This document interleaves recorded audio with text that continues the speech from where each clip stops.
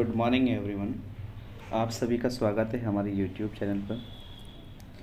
आप देख रहे हैं, देखिए 200 प्लस पार्ट 2, यानी कि 200 प्लस जो मोस्ट एक्सपेक्टेड ग्रामर रूल्स हमारे चल रहे हैं उसमें हमने पार्ट 1 कवर कर लिया है।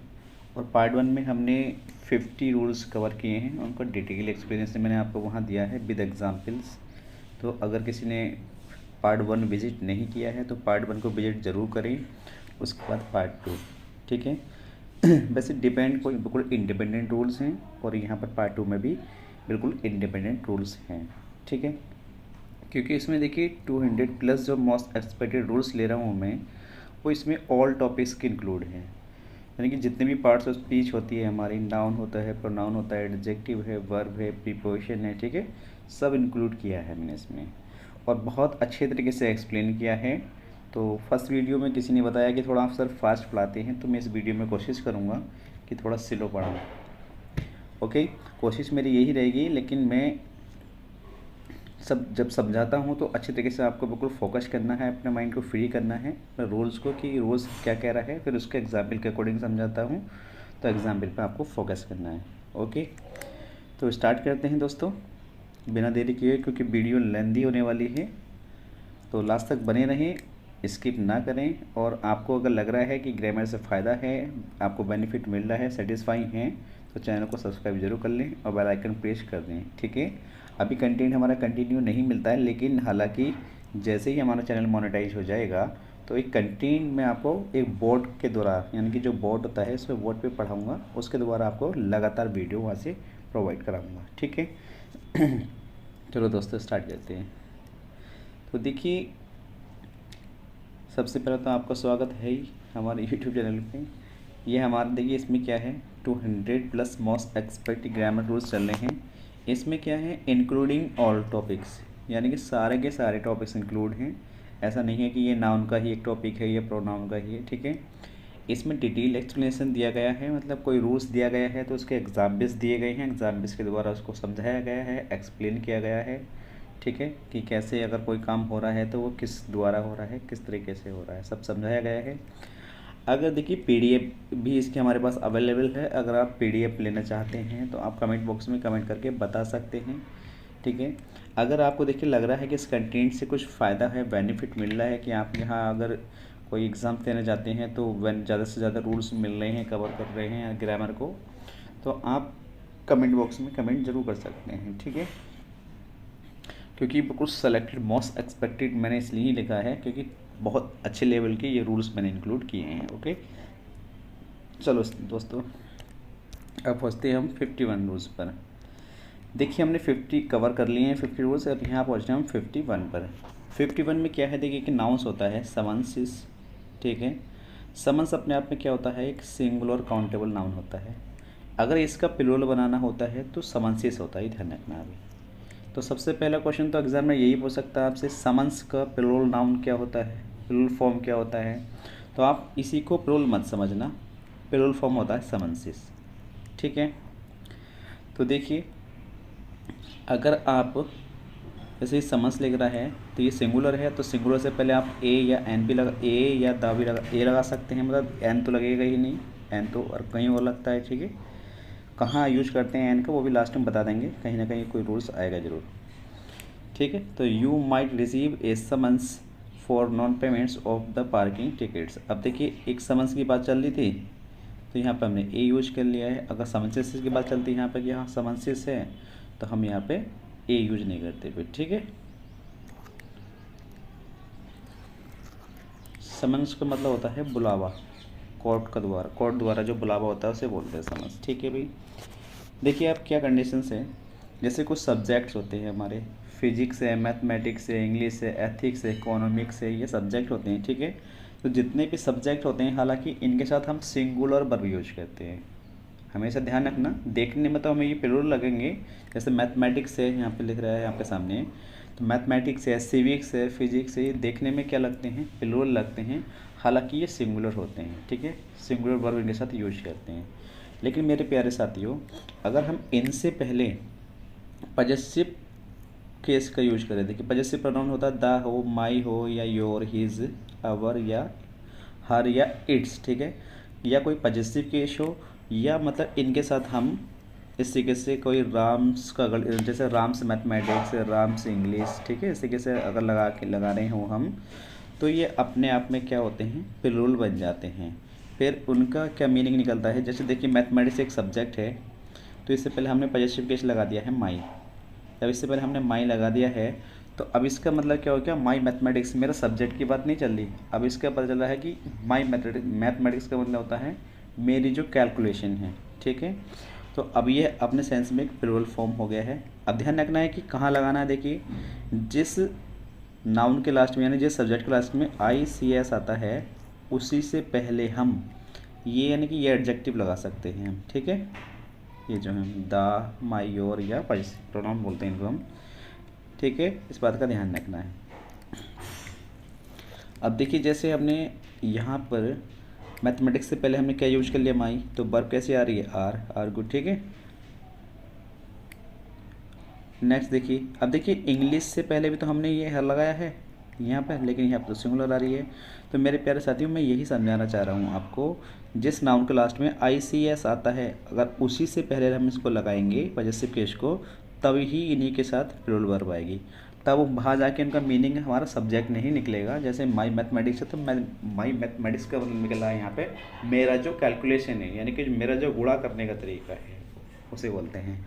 अब जैसे ऐसे नाउंस होते क्या हैं, जैसे मैथमेटिक्स ये लिख रहा है आपके सामने, फिजिक्स है, सिविक्स है, पॉलिटिक्स है, इकोनॉमिक्स है, तो इनसे पहले अगर कोई सा भी केस आप यूज करते हैं ये वाला, या आप ऐसे भी लिखना चाहते हैं कि राहुल का मैथमेटिक्स, तो राहुल अपॉस्ट्रोफी एस लगाएंगे, फिर मैथमेटिक्स लिखेंगे, अगर उसके बाद जो वर्ब यूज करेंगे तो भी प्लूरल वर्ब आएगा। ओके, आई होप ये चीज़ आपको समझ में आई होगी। रोल नंबर 53 है। देखिए कुछ न्यूमरल नाउन होते हैं। न्यूमरल नाउन क्या होते हैं, जैसे डोजन है, स्कोर है, ग्रोश है, 100, 1000, लाख, करोड़, ठीक है, मिलियन, बिलियन, ट्रिलियन, जिलियन, ठीक है, ये सारे क्या होते हैं, हमारे नंबरल नाउन होते हैं। देखिए इनकी बात अच्छी तरीके से समझ लीजिए। अगर इनसे पहले हमारे नंबरल एडजेक्टिव आ रहे हो, जैसे 1 2 3 आ रहा हो, 4 आ रहा हो, ठीक है, उसके बाद कोई ना कोई नाउन आ रहा हो, तो वो हमेशा अपने आप में क्या होते हैं, सिंगुलर होते हैं। जैसे मैं एग्जाम्पल में समझा रहा हूँ, देखिए जैसे यहाँ पे लिख रहा है 25, ये क्या है, अपने आप में न्यूमेरिकल एडजेक्टिव है, और उसके बाद ये क्या है, अपने आप में नाउन है, प्यूपिल। तो ये जो अब मैं देखिए आपको दूसरे कलर से समझा रहा हूँ, ये जो 1000 लिख रहा है ना, हमेशा सिंगुलर आएगा, यानी कि एक नाउन हो, उससे पहले कोई 1 2 3 4 5 6 7 कोई भी ऐसा एडजेक्टिव लिख रहा हो, उसके बीच में अगर कोई भी नाउन आता है, जैसे ये नाउन यही वाले आएंगे, जैसे ये लिख रहे हैं आपके सामने, dozen, score, gross, 100, 1000, lakh, crore, okay, तो वो हमेशा अपना सिंगुलर फॉर्म में आता है। तो यहाँ पे थाउजेंड्स नहीं लिखेंगे, 1000 लिखना है, इसमें से एस इरेज कर देंगे। ओके, देखिए अगर इनसे पहले ये हमारा एडजेक्टिव ये नहीं आ रहा है, यानी कि जो हमारे न्यूमेरिकल एडजेक्टिव होते हैं 25 वगैरह, इस तरीके से नहीं आ रहा है, तो दूसरा तरीका इसका ये होता है लिखने का, जैसे यहाँ पे ये रूल भी है वैसा हमारा, अगर ये नंबर नहीं आ रहे हैं तो इनका प्लूरल कैसे बनाएंगे, तो ध्यान रखना है आपको। जैसे कि एक मिनट में इसको इरेज करके समझाता हूँ इसी रूल्स में। मैं ये समझाना चाह रहा हूँ कि मेरे प्यारे साथियों, अगर इसमें ये एडजेक्टिव ही नहीं आ रहा हो, जैसे 25 है ये नहीं आ रहा हो, अब क्या बचा हमारा, ये वाला पार्ट बचा, ये तो हमारा वर्ब हो गया है, तो इसके बीच में एक प्रीपोजिशन लगानी पड़ेगी जिसे हम बोलते हैं ऑफ। ऑफ के बाद यानी कि ये वाला नाउन भी प्लूरल होएगा, थाउजेंड्स ही लिखना पड़ेगा, और उसके बाद जो आने वाला नाउन होगा ये भी हमेशा प्लूरल होएगा, ठीक है। और वर्ब भी कैसे आएगी, प्लूरल ही वर्ब आएगी। ओके, तो दूसरा तरीका इसका ये भी होता है, जैसे यहाँ लिख रहे हैं, देखिए मिलियंस ऑफ पीपल, तो यहाँ पे ऑफ भी है, यहाँ मिलियंस है, तो यहाँ मिलियंस लिखना ठीक है बिल्कुल, लेकिन इससे पहले अगर कोई नंबर होता तो हम यहाँ मिलियंस नहीं लिखते, खाली मिलियन लिखेंगे। ओके, जैसे करोड्स ऑफ रुपीज़ है, तो करोड्स यहाँ पर लिखना ठीक है, रुपीज़ भी लिखना अपने आप पे ठीक है, क्योंकि बीच में प्रीपोजिशन है। ओके, तो इसके साथ वर्ब भी कैसा आएगा, प्लूरल ही वर्ब आएगा। आई होप ये चीज़ आपको समझ में आई होगी। रूल नंबर 54 देखते हैं हम। रूल नंबर 54 क्या है, देखिए ऐसा होता है जब नंबरल एडजेक्टिव होते हैं और दो नाउन प्लस यानी कि एंड कोई कंजंक्शन के बीच में ना हो, दो नाउन जुड़ रहे हों आपसी में, तो हमेशा इनका जो कंस्ट्रक्शन होता है, जो पहला जो नाउन होता है वो हमेशा सिंगुलर होता है। क्या होता है? सिंगुलर। जैसे मैं आपको समझाना चाहता हूँ, देखिए ऐसे मान लीजिए, जैसे लास्ट में देखिए नाउन है, ये भी नाउन है, ये भी नाउन है। इससे पहले एक नाउन आ रहा है, हालांकि यहाँ पे ये भी नाउन है, और इससे पहले ये एडजेक्टिव है। इसे एक मिनट छोड़ दिए, इन दोनों एग्जाम्पल को समझिए। तो यहाँ पे ये भी नाउन है, ये भी नाउन है, ये भी नाउन है, ये भी नाउन है। इनसे पहले हमारा क्या आ रहा है? न्यूमेरल एडजेक्टिव आ रहे हैं, जैसे लिख रहा है 1 2 3 4, आ रहे नहीं आ रहे हैं ये। इनसे पहले कोई आर्टिकल आ रहा है या नहीं आ रहा, उसको छोड़िए। तो हमेशा जो ये नाउन होगा, पहला वाला नाउन हमेशा सिंगुलर होगा। पहला वाला नाउन समझ रहे हैं? पहला वाला नाउन का मतलब होता है, जैसे ये नाउन है तो ये वाला नाउन भी हमेशा सिंगुलर होगा, ये नाउन है तो ये भी सिंगुलर होगा हमेशा। जैसे ये नाउन, ये तो एडजेक्टिव हो गया, इसे छोड़ो, तो ये जो नाउन है ये भी हमेशा सिंगुलर होगा। ठीक है, तो ये ध्यान रखना है। बस इसी चीज़ में यही चीज़ बताई गई है। अगर दो नाउन एक साथ आते हैं तो उसमें पहला वाला नाउन सिंगुलर होता है, दूसरा प्लूरल हो सकता है। ओके, नेक्स्ट देखते हैं। नेक्स्ट रूल क्या है हमारा? देखिए, जब हम किसी एडजेक्टिव से पहले आर्टिकल द का यूज करते हैं तो वो अपने आप में एक प्लूरल नाउन बन जाता है। ठीक है, और अपने साथ ही प्लूरल वर्ब लेता है। देखिए, द प्लस एडजेक्टिव और प्लूरल ही वर्ब लेगा। ठीक है, जैसे यहाँ पे हमने देखिए पुअर एक एडजेक्टिव होता है, इससे पहले क्या लगा दिया? द। तो ये जब अब क्या बन गई, हमारा प्लूरल नाउन बन गया है। तो इसके साथ हम क्या यूज करेंगे? आर। और उसके बाद एक चीज़ वो ध्यान रखना है, जैसे ये पुअर एंड पुअर लिख रहा है, तो इतना तो आप समझ गए कि द पुअर के साथ आर आएगा। लेकिन नई चीज़ और समझ लीजिए इसी में, कि अगर यहाँ पे पुअर लिखो या आ रहा है पुअर, तो ये अपने आप में गलत होगा। ठीक है, या तो ई आर लगाना पड़ेगा उसमें, यानी कि इसकी सी डी फॉर्म लिखनी पड़ेगी हमें। ठीक है, सी डी फॉर्म का मतलब पुअरर, या देखिए हम 2 बार भी लिख सकते हैं और 1 बार भी लिख सकते हैं। इस बात को अच्छी तरीके से समझ लीजिए। जैसे इतना एग्जाम्पल आपके सामने लिख रहा है ये, तो उसके बाद हम पुअरर 1 बार भी लिख सकते हैं, एंड से जोड़कर 2 बार भी लिख सकते हैं। The poor are getting poorer and poor. इसका मतलब क्या है? जो पुअर लोग हैं, गरीब लोग हैं, वो दिन प्रतिदिन क्या होते चले आ रहे हैं, और गरीब पर गरीब होते चले जा रहे हैं। ठीक है, जैसे यहाँ पे द रिच है। देखिए, किसी भी एडजेक्टिव से पहले अगर हम दा लगाते हैं तो पूरी एक जाति को डिनोट करता है। जैसे रिच से पहले हमने दा लगाया था, यहाँ पर हो गया रिच लोग, जो रिच अमीर लोग हैं। Are getting richer and richer, मतलब क्या हो रहा है? वो अमीर होते जा रहे हैं, अमीर पे अमीर होते चले जा रहे हैं। ठीक है, तो इसलिए हम यहाँ पे सी डी यानी कंपैरेटिव डिग्री का यूज करते हैं। और वो हम दोनों को एंड से भी जोड़ सकते हैं, और खाली हम जैसे मान लीजिए रिचर हटा देते हैं तो हम ये रिचर लिखना भी बिल्कुल सही माना जाता है। ओके, लेकिन रिच लिखना गलत होगा। तो कुछ वर्ब होती हैं, जैसे मैं आपको बता दूं यहाँ पे, जैसे यहाँ एक तो ये गेटिंग हो गया है, एक होता है इंक्रीजिंग होता है, ठीक है, डिक्रीजिंग भी होता है। तो कुछ वर्ब होती हैं ऐसी, उनके बाद हमेशा यानी कि सी डी फॉर्म आता है। ओके, चलो कोई बात नहीं, आगे बढ़ते हैं। नेक्स्ट रूल देखते हैं। ये तो एक्स्ट्रा नॉलेज थी हमारी। नेक्स्ट रूल है हमारा 56। देखिए, एक कंस्ट्रक्शंस होता है हमारा, जैसे कि यहाँ आपके सामने लिख दिया है, a plus noun plus of plus noun, यानी कि प्रीपोजिशन ऑफ से 2 नाउन को जोड़ रखा हो और उससे पहले ए यूज कर रहे हो।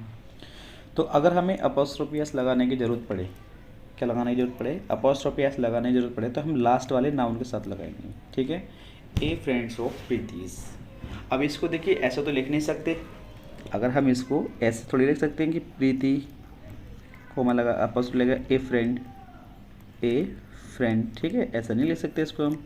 इसको लिखेंगे ए फ्रेंड ऑफ प्रीतीस, प्रीति का एक फ्रेंड। तो यानी कि लास्ट वाले नाउन के साथ अपॉस्ट्रोफी एस लगाते हैं। ओके, जैसे यहाँ a sister of Amy's, a sister of Amy's. Okay, यानी कि हमें किसी के बारे में बताना चाह रहे हो कि हाँ उसका भी कोई एक फ्रेंड है, उसका भाई है कोई। ठीक है, तो इस तरीके से हम क्या लगा सकते हैं, लास्ट वाले नाउन के साथ अपॉस्ट्रोफी एस लगाते हैं। ओके, लेकिन कुछ कंडीशंस में नहीं लगाते, जैसे कि ये परवेश है, सामने हम कह रहे हैं कि हाँ भाई ए फोटोग्राफ ऑफ परवेश, हमें परवेश का एक फ़ोटोग्राफ चाहिए। तो ऐसी कंडीशन बनी, जब हम सामने वाले बंदे से पूछ रहे थे, ऐसी कंडीशन में हम खाली परवेश लिखेंगे। ठीक है, ए फोटोग्राफ चाहिए वो परवेश का, सामने बंदा है उससे फोटोग्राफ मांग रहे हैं, तो क्या यूज करेंगे हम? खाली ए फोटोग्राफ ऑफ परवेश, उसमें अपॉस्ट्रोफी एस नहीं लगाएंगे। ओके, चलिए नेक्स्ट रूल देखते हैं। नेक्स्ट रूल है हमारा 57, बहुत ज़्यादा इम्पोर्टेंट है, आपको ध्यान रखना। देखिए, वन ऑफ के बाद हमेशा प्लूरल नाउन आता है और सिंगुलर वर्ब आता है। पहला रूल तो ये है। वन ऑफ के बाद हमेशा प्लूरल नाउन आता है और सिंगुलर वर्ब आता है। लेकिन इस चीज़ का और ध्यान रखना आपको, वन ऑफ के बाद ये दा भी लगाना पड़ता है, ठीक है भाई, ध्यान रखना, वन ऑफ के बाद दा भी लगाना पड़ता है। तो स्ट्रक्चर आपको ये लिख रहा है आपके सामने, देखिए ये लिख रहा है आपके सामने structure. Okay, one of use करेंगे तो उसके बाद दा भी लगाना है और प्लूरल ही नाउन होएगा और सिंगुलर वर्ब। वर्ब कैसा आएगा? सिंगुलर आएगा, ठीक है। दूसरा स्ट्रक्चर समझ लीजिए, जैसे दूसरे कलर से समझ लेता हूँ मैं, जैसे वन ऑफ है, ईच ऑफ है, या ईदर ऑफ है, नीदर ऑफ है, नन ऑफ है, एनी ऑफ है, ठीक है। उसके बाद हमेशा क्या यूज करेंगे? हम दा यूज करेंगे और उसके बाद प्लूरल नाउन। और वर्ब कैसी आएगी? वर्ब सिंगुलर ही आएगी। जैसे एग्जाम्पल से समझते हैं, देखिए बेटा, इंस्ट्रक्शन जो आपके सामने क्या नाम है इसके स्ट्रक्चर हैं वो आपके सामने लिख रहे हैं, अच्छे से समझ लीजिए। और फिर उसके बाद देखिए एग्जाम्पल से भी क्लियर मैं आपको करा रहा हूँ। जैसे देखिए यहाँ पे वन ऑफ है, वन ऑफ के बाद नाउन क्या आ रहा है? अपने आप में प्लूरल है, प्लूरल ही नाउन आएगा। अगर प्रोनाउन होता तो भी प्लूरल आता, ठीक है। लेकिन इससे पहले हमें क्या लगाना पड़ेगा? दा लगाना पड़ेगा। दा तो हम किसी नाउन से पहले ही लगाते हैं ना, तो यहाँ पे दा लगाना पड़ेगा। लेकिन अगर इस तरीके से होता वन ऑफ देम, तो यहाँ पे इस देम से पहले दा नहीं लगाएंगे, क्योंकि ये तो प्रोनाउन हो गया, प्रोनाउन से पहले दा नहीं लगता, सिर्फ नाउन से पहले दा लगेगा, ठीक है। ये ध्यान रखना। वन ऑफ देम अपने आप में ठीक है, लेकिन अगर वन ऑफ द बॉयज़ लिखना है तो द बॉयज़ लिखना पड़ेगा। तो द यहाँ पे हम बॉयज़ भी लिख सकते हैं, ओके। चलो मैं इसको इरेज कर देता हूँ। अब देखिए मेरे प्यारे साथियों, होता क्या है, तो यहाँ पे क्या है, वन ऑफ के बाद सबसे पहली कंडीशन याद रखनी है कि नाउन अगर आ रहा है तो प्लूरल आएगा और उससे पहले दा भी आएगा। पहली कंडीशन ये है। और वर्ब कैसी आएगी? सिंगुलर, जो कि अपने आप में सेंटेंस ठीक है। नेक्स्ट रूल है नीदर ऑफ। तो नीदर ऑफ के बाद भी नाउन कैसा आएगा? प्लूरल आएगा, जो कि प्लूरल आ रहा है। उसके बाद उससे पहले दा भी आएगा और वर्ब कैसा आएगा? सिंगुलर। तो ये रूल भी ठीक है अपने आप में, सॉरी एग्जाम्पल। तो आई होप ये चीज़ आपको बेहतर समझ में आ गई होगी। अब हम बढ़ते हैं नेक्स्ट रूल की ओर। नेक्स्ट रूल है हमारा 58। तो 58 रूल में देखिए क्या है, कलेक्टिव नाउन के बारे में बताया गया है। कलेक्टिव नाउन क्या होते हैं? जो एक ग्रुप को, ठीक है, पूरी एक जाति को बताते हैं। जैसे कलेक्टिव नाउन कुछ आपके सामने मैंने इंक्लूड भी किए हैं। जैसे ऑडियंस है, ये देख रहे हैं, ऑडियंस है, असेंबली होती है, आर्मी होती है, ये पूरा एक क्या होता है? कलेक्टिव नाउन होते हैं। कमेटी होती है, तो कमेटी में बहुत सारे लोग होते हैं। पूरा कम्युनिटी होती है, एक समुदाय होता है। काउंसिल्स होती हैं, क्राउड एक भीड़ होती है, ठीक है। कंपनी होती हैं, फैमिली होती है, फर्म होती हैं, फ्लॉक होता है, गवर्नमेंट होती है, ग्रुप होता है, गैंग है, हर्ड है, जूरी है, पार्लियामेंट, जूरी का मतलब जजों का समूह होता है, पब्लिक है, ठीक है। पार्लियामेंट क्या होता है? पार्लियामेंट में भी काफ़ी लोग बैठते हैं, नहीं, इसलिए इसको ग्रुप बोला जाता है। पब्लिक होती है तो उसमें भी काफ़ी लोग होते हैं। टीम होती है तो वो भी एक से ज़्यादा होती है। यूनियन होता है कोई, ठीक है, या वो अपोजिशन वाले होते हैं, तो इन्हें कहते हैं हम क्या? Uncountable, sorry collective noun. ये कलेक्टिव नाउन है। अब इनका फंक्शन देख लेते हैं। इनका फंक्शन क्या है सेंटेंस में कार्य करने का? देखिए, अगर ये नाउन अगर किसी सेंटेंस में काम कर रहे हैं, अरे ये अपनी एक यूनिट को बता रहे हैं। यूनिट का मतलब सबकी राय एक है, ठीक है भाई, सबकी राय एक है, तो वहाँ पर हम सिंगुलर वर्ब का यूज करते हैं। जैसे कलेक्टिव नाउन एक यूनिट की तरह काम करेगा तो सिंगुलर वर्ब यूज करेंगे। जैसे her family is the best family amongst us, तो वो कहना चाह रहा है कि हम उसकी जो फैमिली है सबसे बेस्ट फैमिली है, ठीक है। जैसे यहाँ फिर नेक्स्ट एग्जाम्पल में दिया, the team is all agog to play. अब जो यहाँ पे टीम के बारे में बता रहा है कि उसकी जो टीम है वो क्या है? अगोग है। अगोग का मतलब था आश्चर्यजनक, ठीक है, किसके लिए? प्लेइंग के लिए, खेलने के लिए। तो यहाँ पे ये दोनों नाउन है, फैमिली और टीम। यहाँ पे ये एक यूनिट की तरह काम कर रहे हैं, तो यहाँ पे यूज करेंगे इनके साथ हम सिंगुलर वर्ब। अगर ये एक मेंबर्स की तरह काम करेंगे, यानी कि डिवाइडेड सेंस में काम करेंगे, सबकी राय अलग अलग होगी, तो वहाँ पर यूज करते हैं हम प्लूरल वर्ब का इनके साथ। जैसे her family scattered all around the world. देखिए, अब उसकी जो फैमिली है वो स्कैटर्ड का मतलब हो गई तितर बितर हो गई है, कुछ इधर, मतलब अलग अलग बिखर गई है उसकी फैमिली, ठीक है। तो जब अलग बिखर गई है अराउंड द वर्ल्ड, वर्ल्ड में, तो ठीक है, तो यहाँ पे ऐसी कंडीशन में हम यूज करेंगे आर का। Her family are scattered all around the world. Next example, जैसे the team are fighting with one another.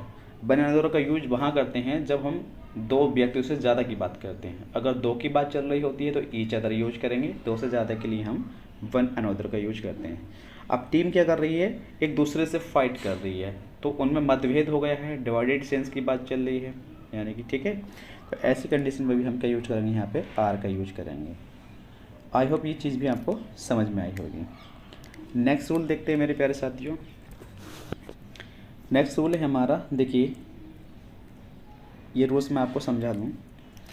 जब दो नाउन, देखिए इसी एग्जाम्पल में समझा दूंगा, जब दो नाउन को एंड से जोड़ा जाता है, ठीक है, ये भी एक नाउन है, इसके बाद ये भी एक नाउन है।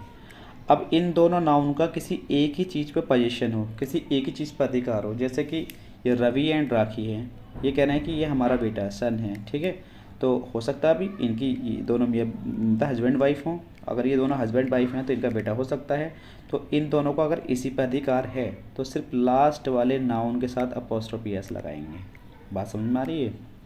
देखिए समझिए, जैसे रवि है एंड राखी है, इन दोनों का एक बेटा है, तो सिर्फ अपॉस्ट्रोफी एस जो लगाएंगे हम राखी के साथ लगाएंगे, यानी कि लास्ट वाले नाउन के साथ लगाएंगे। Ravi and Rakhi son, Ravi and Rakhi का बेटा, ठीक है, इस तरीके से बोलेंगे। लेकिन अगर इनकी अलग अलग है, जैसे यहाँ पे देखिए ललित है और यहाँ है कुलदीप, तो वो कहना चाह रहा है कि ललित की वाइफ एंड कुलदीप की वाइफ, ठीक है भी। अगर इन दोनों की वाइफ अलग अलग है तो दोनों जगह अपॉस्ट्रोफी एस लगाएंगे हम, क्योंकि देखिए अब जनरल बात है, ललित की वाइफ अलग होगी, कुलदीप की अलग होगी, ऐसा तो नहीं कि दोनों की एक ही वाइफ हो, तो दोनों की एक वाइफ नहीं होगी, ओके। तो दोनों जगह हम क्या लगाएंगे, अपॉस्ट्रोफी अलग अलग लगाएंगे। तो आई होप ये चीज़ भी आपको समझ में आई होगी। नेक्स्ट रूल देखते हैं। देखिए कुछ नाउन ऐसे होते हैं जो अपने आप में ही सिंगुलर होते हैं और अपने आप में ही प्लूरल होते हैं, जैसे यहाँ पे सामने लिख रहे हैं, डियर है, सीफ है, एयरक्राफ्ट है, ऑफ स्क्रीम इशू होता है, मीन्स होता है, इनिंग्स होता है, क्रॉस रोड्स होता है, वरेक्स है, वर्क्स है, सीरीज है, हेडक्वार्टर्स है, सेलमैन है, स्क्वेड है, पाइक है, कार्प है, प्रेसिक है, ठीक है। तो ये आपको ना याद कर लेने हैं या आपको इनको नोट्स बना लेना है अपना अच्छी तरीके से, क्योंकि 200 प्लस इंपॉर्टेंट रूल्स का मतलब समझ रहे हैं, कम से कम 95 प्लस ग्रामर कवर हो रही है आपके यहाँ से। कुछ रूल्स बचेंगे, अगर आपको बुक दे दी जाए पढ़ने के लिए तो आप तो बुक से भी नहीं पढ़ेंगे, तो ऐसे रूल्स कहीं भी किसी भी बुक में नहीं मिलेंगे, ठीक है, ये ध्यान रखना है। जैसे there are only 2 deer in the park, park में केवल 2 डियर हैं, ठीक है भाई। तो डी यहाँ पे देखिए 2 लगा दिया है, तो 2 से पहले डियर ही लिखेंगे, डियर्स नहीं कर सकते हम इसको, ठीक है भाई। तो अपने आप में ही ये नाउन क्या होते हैं, सिंगुलर और प्लूरल यही होते हैं, इनके साथ ऐसे यस लगा के इनको प्लूरल नहीं बनाया जाता। ये बात समझ में आती है? तो सी हैज़ बॉट 2 शीप्स, तो यहाँ पे सीप ही लिखेंगे, एस नहीं लगा सकते, 2 शीप्स नहीं लिखेंगे, ओके, अदरवाइज गलत हो जाएगा। देखिए नेक्स्ट रूल देखते हैं हम। नेक्स्ट रूल क्या है हमारा 61। देखिए कुछ नाउंस ऐसे होते हैं जो अपने आप में क्या होते हैं, प्लूरल होते हैं। जैसे ये सारे नाउंस आपके सामने लिख रहे हैं, मैंने इनका एक कलेक्शन दिया है, तो आपको बस इनको क्या करना है, पढ़ना कैसे है, बस सिंगल सिंगल इनको देख लेना है, 4-5 बार देख लेंगे तो आपके माइंड में सेट हो जाएंगे, रूल याद हो जाएंगे। फिर तो आपके सामने अगर किसी एग्ज़ाम की तैयारी कर रहे हैं तो एग्जाम्पल वहाँ पर आएगा, तो उसमें अगर कोई सा नाम दिख जाता है तो आपको माइंड में बस एकदम ये चीज़ क्लिक करनी चाहिए कि ये एग्जाम्पल, ये क्या नाम है, ये नाम तो हमने पढ़ा है और ये क्या होता है, अपने आप में प्लूरल होता है। अगर ये नाउन प्लूरल है तो कैसे वर्ब लेगा, प्लूरल वर्ब लेगा। तो देख लेते हैं एक बार फिर भी इनको। देखिए सीजर्स होता है, कैचियाँ होती हैं, ग्लासेस होते हैं, चश्मे होते हैं, ठीक है, गोगल्स होता है, स्पेक्टेकल्स होता है, बाइनाक्यूलर्स है, पिंसर्स है, टोंग्स होता है, चिमटा होता है, क्लीपर्स होते हैं, डिवाइडर्स है, फॉर्सर है, ठीक है, फोर्सेप्स है, सीयर्स है, सीजर्स होता है, बिलोस होता है, ब्राइब्स है, ब्रीचिस है, पैंट्स, पजामा, ट्राउजर्स, शॉर्ट्स, टाइट्स होता है, पैंटीज होती हैं, ठीक है, अंडरपैंट्स होते हैं। ये सारे नाम को आप देख सकते हैं, अगर मैं इनको समझाऊंगा, आपके सामने लिख रहे हैं ये नाम, तो ये ध्यान रखना है। और ये दूसरी बात ये क्या है इनकी, ये अपने आप में क्या होते हैं, अनकाउंटेबल नाउन होते हैं। अगर ये अपने आप में अनकाउंटेबल नाउन है तो इनको काउंटेबल बनाने के लिए ए पेयर या पेयर्स ऑफ का यूज करते हैं, ध्यान रखना भाई, ए पेयर या पेयर्स ऑफ का यूज इनको करते हैं। ये नाउन हमेशा प्लूरल माने जाते हैं और इनको प्लूरल ही, इनके साथ प्लूरल ही वर्ब आता है, ठीक है, ये ध्यान रखना है। तो देखिए नेक्स्ट रूल देखते हैं हम। नेक्स्ट रूल क्या है यहाँ पे, देखिए ट्रांजिटिव वर्ब, वो कह रहा है यहाँ पे ट्रांजिटिव वर्ब के बाद हमेशा ऑब्जेक्टिव फॉर्म आती है। ट्रांजिटिव वर्ब ऐसे कहते हैं, जैसे मान लीजिए सब्जेक्ट है, वर्ब है, किस सेंटेंस का ऑब्जेक्ट है। तो देखिए अगर ये वर्ब अगर ट्रांजिटिव है या इंट्रांजिटिव, इसका पता कैसे चलेगा, अगर ये ट्रांजिटिव वर्ब है तो इसका ऑब्जेक्ट 100% आएगा।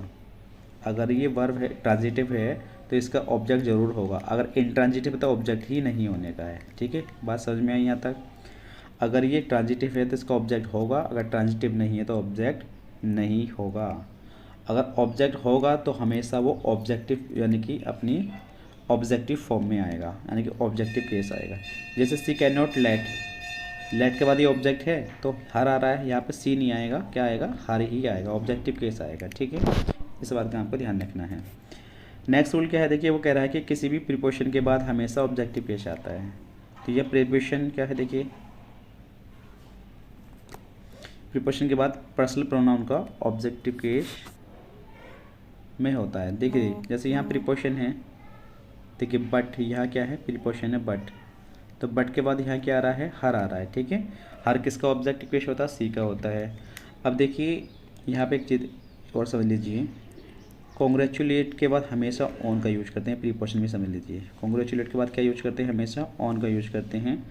और ध्यान रखना, अगर कहीं भी कोई प्रीपोजिशन आ रही हो, अगर उसके बाद वर्ब आती है तो वो अपनी आईएनजी फॉर्म में आती है, ये ध्यान रखना है।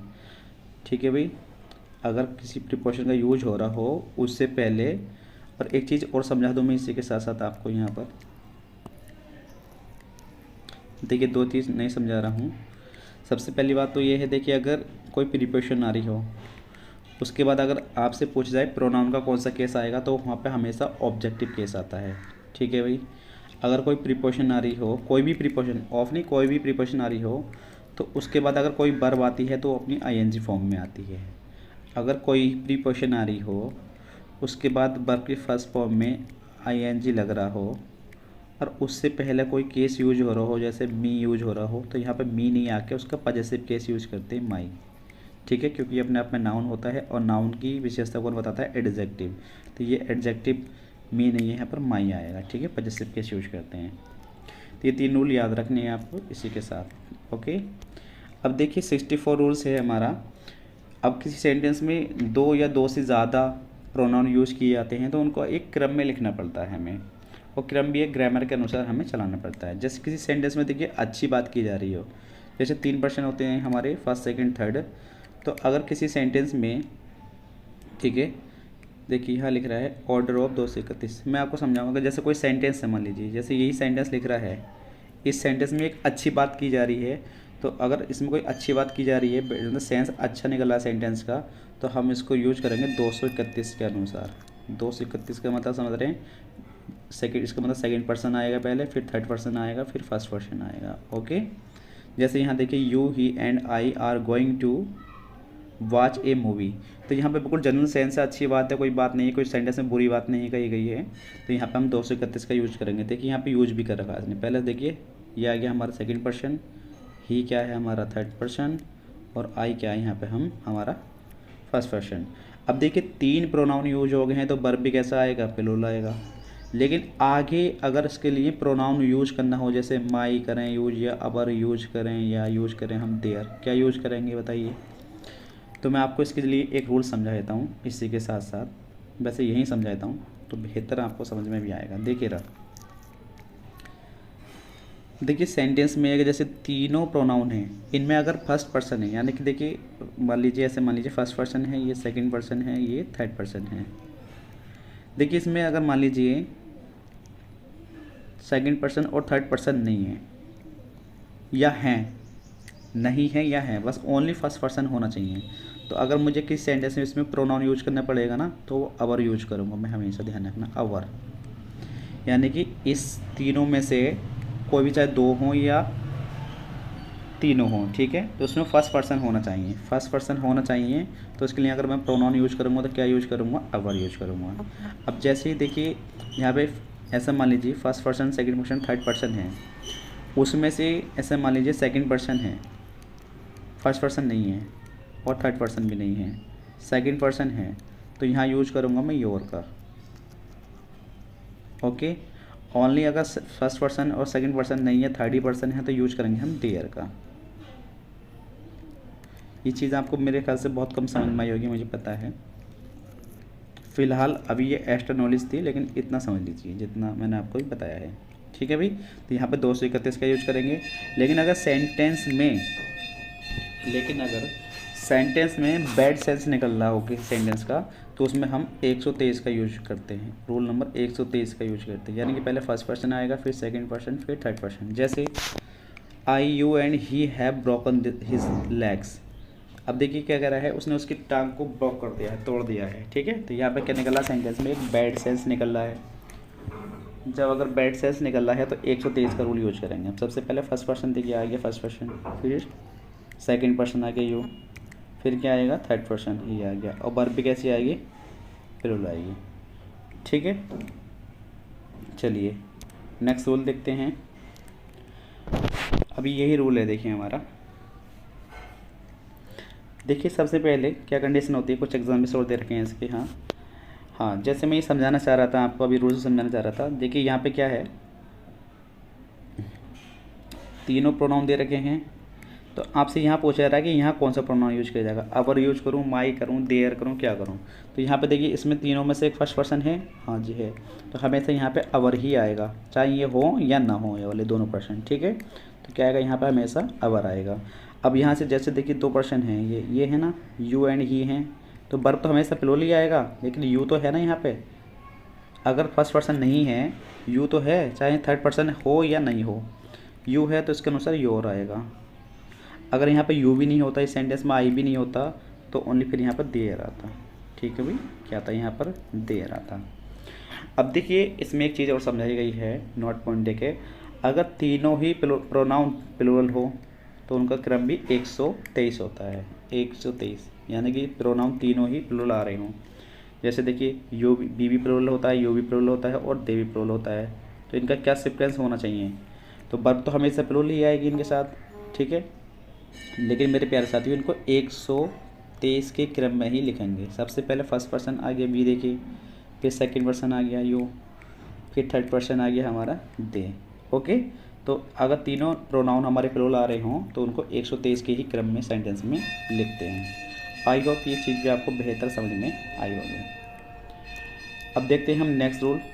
नेक्स्ट रूल है 65। देखिए वन का पॉजिटिव केस वन से होता है। अगर किसी सेंटेंस का सब्जेक्ट वन है, मान लीजिए किसी सेंटेंस का सब्जेक्ट वन है, तो उसके लिए पॉजिटिव केस यूज करूँगा तो वन से यूज करूँगा। अगर रिफ्लेक्सिव प्रोनाउन यूज करना पड़े तो वन सेल भी यूज करेंगे। जैसे one should love one's country, यहाँ पे वंस लिखेंगे, ठीक है। यहाँ पे हमें क्या लगा के देता है, हिज लगा के देता है, तो हिज अपने आप में गलत होता है। अगर सेंटेंस का सब्जेक्ट वन है तो यहाँ पर क्या आएगा, वंस आएगा, ओके। इस बात का आपको ध्यान रखना है। चलिए नेक्स्ट देखते हैं। नेक्स्ट रूल है हमारा 66। देखिए कुछ वर्ब्स होती हैं वो हमें याद करनी पड़ती हैं। जैसे ये आपके सामने लिख रहा है, इंट्रोड्यूस है, प्रेजेंट है, एब्सेंट है, अवेल है, एन्जॉय है, प्राइड है, रिजाइन है, अप्लाई है, ले है, सेटिस्फाई है, चीट है, प्रोस्ट्रेट है, हर्ट है, अवेंज है। तो वो कह रहा है कि अगर इनके बाद ऑब्जेक्ट नहीं है, सेंटेंस में समझना मेरे प्यारे साथियों, अगर इनके बाद ऑब्जेक्ट नहीं है तो हमें रिफ्लेक्सिव प्रोनाउन यूज करना ही पड़ेगा ऑब्जेक्ट का सेंस देने के लिए। अगर ऑब्जेक्ट है तो रिफ्लेक्सिव प्रोनाउन यूज करने की कोई ज़रूरत नहीं है। जैसे समझेंगे, देखिए जहाँ सेंटेंस लिख रहा है I have availed my self, यहाँ पर उसने लिख दिया है। ऐसे मान लीजिए इसको मैंने मिटा दिया, ठीक है भाई। देखिए अब इसमें ऐसे मान लीजिए आप लोग, पेन ले लेते हैं हम। देखिए इस सेंटेंस में अवेल का ऑब्जेक्ट ही नहीं था, अवेल का ऑब्जेक्ट नहीं था, तो हमने क्या यूज करा यहाँ पे, आई का reflexive pronoun my self use करा। अब जैसे यहाँ देखिए प्रीति है, ये वर्ब हो गया, ये इसका ऑब्जेक्ट हो गया है, ऑब्जेक्ट है। अगर ये इसका ऑब्जेक्ट है तो यहाँ पे हमें रिफ्लेक्सिव प्रोनाउन यूज करने की ज़रूरत नहीं है। प्रीति के अनुसार क्या आना चाहिए था, हर सेल्फ आना चाहिए था, हमें यहाँ पे यूज करने की इसकी ज़रूरत ही नहीं है, ठीक है। देखिए अगर किसी सेंटेंस का ऑब्जेक्ट पहचानना हो तो अगर व्हाट से आंसर आ रहा हो या होम से आंसर आ रहा हो तो उस सेंटेंस का ऑब्जेक्ट होता है, ठीक है भाई, ये ध्यान रखना है।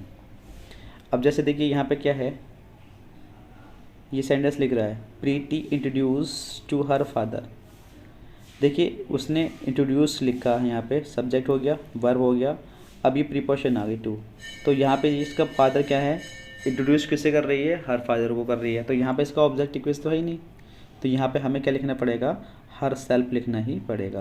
प्रीति इंट्रोड्यूस हर सेल्फ, उसने अपने आप को खुद टू हर फादर अपने पिताजी से इंट्रोड्यूस किया। ठीक है, तो इसका सेंस यहाँ पे इस तरीके से निकलेगा। तो आपको ये ध्यान रखना है कि ये जो वर्ब हैं इनके बाद अगर ऑब्जेक्टिव केस नहीं है तो रिफ्लेक्सिव प्रोनाउन यूज करेंगे, अगर ऑब्जेक्टिव केस है तो रिफ्लेक्सिव प्रोनाउन यूज नहीं करेंगे। ओके, नेक्स्ट रूल देखते हैं। देखिए, नीदर का मतलब होता है दो में से कोई भी नहीं। नीदर का यूज करते हैं हम जब हमें दो व्यक्तियों में से कुछ भी नहीं चाहिए, तो हम वहाँ यूज कर रहे हैं नीदर का। ईदर का यूज करते हैं कोई दो में से एक, इनका चूज़ करने के लिए ही यूज करते हैं, किसी चीज़ को चुनने के लिए, सेलेक्ट करने के लिए। ईदर का मतलब होता है दो में से कोई एक। ओके, अगर कहीं देखिए सेंटेंस नेगेटिव हो, मतलब ऐसे मान लीजिए कि दो से ज़्यादा पर्सन हो, उसी में से कोई भी नहीं चाहिए, तो हम नीदर की जगह नन का यूज करेंगे। मतलब दो पर्सन से ज़्यादा पर्सन हो, ठीक है, वहाँ तो हम नीदर का यूज नहीं करेंगे। नेगेटिव सेंस लेने के लिए क्या यूज करेंगे, नन का यूज करेंगे। ईदर का यूज करते हैं दो में से एक, अगर काफ़ी में से एक लेने की बात चल रही हो, 5 में से एक लेने की बात चल रही हो, 10 में से एक लेने की बात चल रही हो, तो हम ईदर का यूज नहीं करेंगे वहाँ पे, हम यूज करेंगे फिर उसकी जगह पे एनी या वन का यूज करेंगे। ठीक है, अभी एग्जाम्पल से आपको क्लियर हो जाएगा। जैसे I have 3 books what neither is on English grammar. तो देखिए अब यहाँ क्या है, 3 बुक्स हैं, यहाँ 3 बुक्स की बात चली है तो नीदर नहीं आएगा, यहाँ पे यूज करेंगे अब हम नन का, क्योंकि सेंटेंस नेगेटिव है तो नन ही आएगा। अगर यहाँ पे जैसे देखिए मान लीजिए ईदर होता, मान लीजिए यहाँ ईदर होता, तो फिर मैं यहाँ पे ईदर नहीं फिर वन यूज कर लेता, वन या एनी। ठीक है भी, तो आई होप ये एग्जाम्पल में आपको समझ में आया होगा। अच्छे तरीके से समझना है। होता क्या है, देखिए नीदर का मतलब होता है दो में से मुझे कोई भी नहीं चाहिए। एक मिनट रुक जाइए, हाँ। और ईदर का मतलब होता है क्या, ईदर का मतलब होता है दो में से कोई एक, सिर्फ दो की व्यक्तियों की बात चलती है। जब अगर दो से ज़्यादा हो जाएं तो मुझे दो में से कोई भी नहीं चाहिए, मतलब दो से ज़्यादा हो जाएं कि 5 में से, 6 में से, 4 में से, 3 में से मुझे कोई नहीं चाहिए, तो वहाँ पे हम नीदर की जगह क्या यूज़ करने लगते हैं, नन का यूज़ करने लगते हैं। अगर 5 हो, 4 हो, उनमें से मुझे एक चाहिए, 5 में से, 4 में से, 10 में से जो भी हों, मतलब दो से ज़्यादा हों, तो वहाँ पे हम एनी या वन का यूज करते हैं। ओके, चलिए नेक्स्ट रूल देखते हैं। नेक्स्ट रूल है 68 रूल में क्या कहा गया है, देखिए कि सच के बाद हमेशा क्या यूज करते हैं, एज का यूज करते हैं। ठीक है, इसके साथ हमें क्या लगा के देगा, ये लगा के दे देगा हमें हु विच या दैट, हु विच या दैट।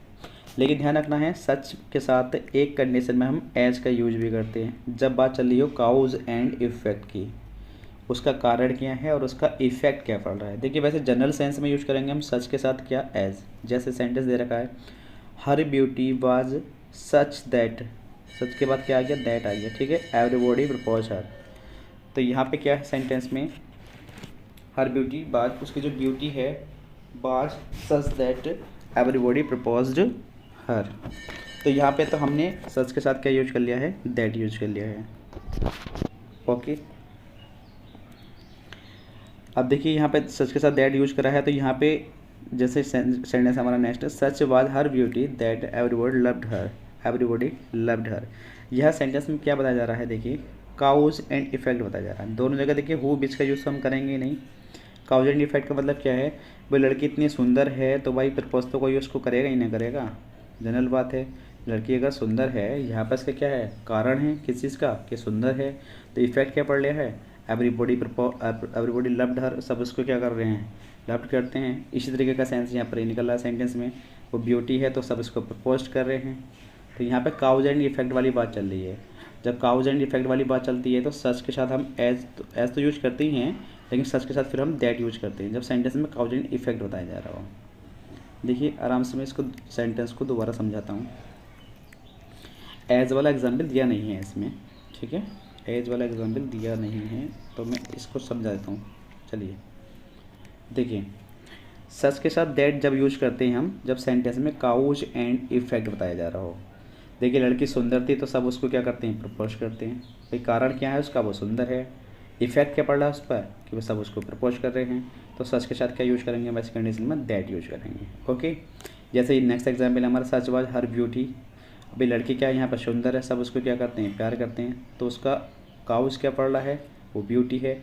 इफेक्ट क्या पड़ रहा है उसका, सब उसको लव करते हैं, तो इसलिए हम सच के साथ यहाँ पे क्या यूज करेंगे, दैट का यूज करेंगे। ओके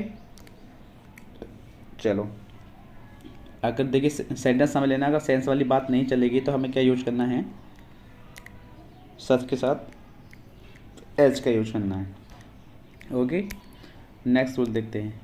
नेक्स्ट रूल हमारा देखिए 69, कॉमन जेंडर प्रोनाउन, जैसे समवन है, somebody, anybody, anyone, no one, ये सारे लिख रहे हैं आपके सामने।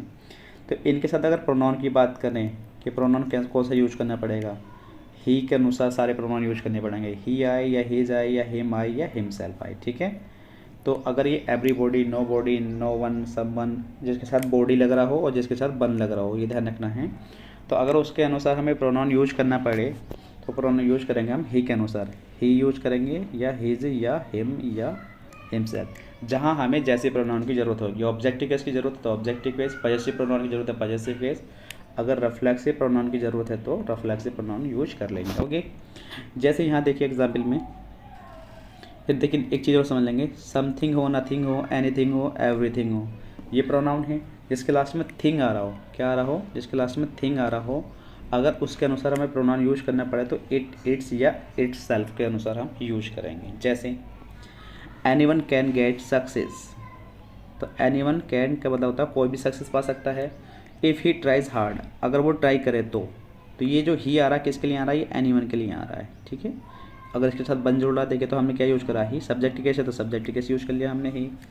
अब यहाँ देखिए एवरीथिंग हैज़ इट्स ऑन, तो एवरीथिंग क्या है, यहाँ पे थिंग लास्ट में जोड़ रहा है इसके, तो इसके अनुसार हम क्या यूज कर रहे हैं, यहाँ पे इट्स यूज कर रहे हैं। ठीक है, यानी कि हर चीज़ की अपनी एक सुंदरता होती है।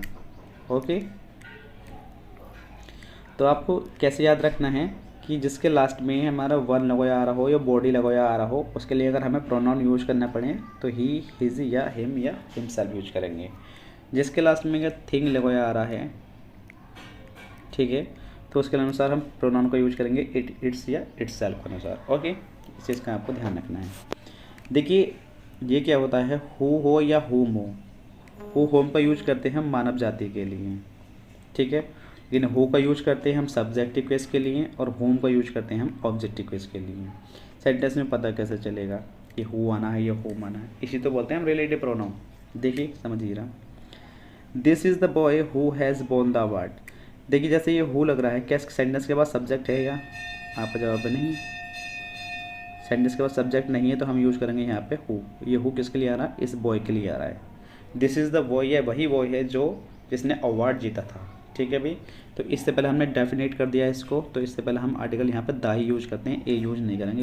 इस चीज़ का भी आपको ध्यान रखना है।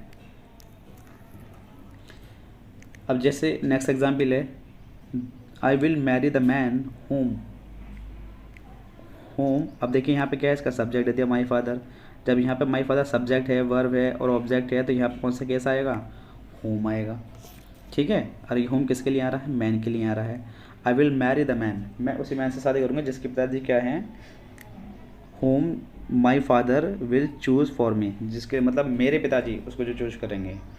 होम किसके लिए आ रहा है ये, ठीक है, तो होम आ रहा है द मैन के लिए, यानी कि जिसको मेरे पिताजी चूज़ करेंगे उसकी बात चल रही है। ओके, तो यहाँ पे आपको कैसे समझना है, देखिए इसको एक बार इरेज कर देता हूँ।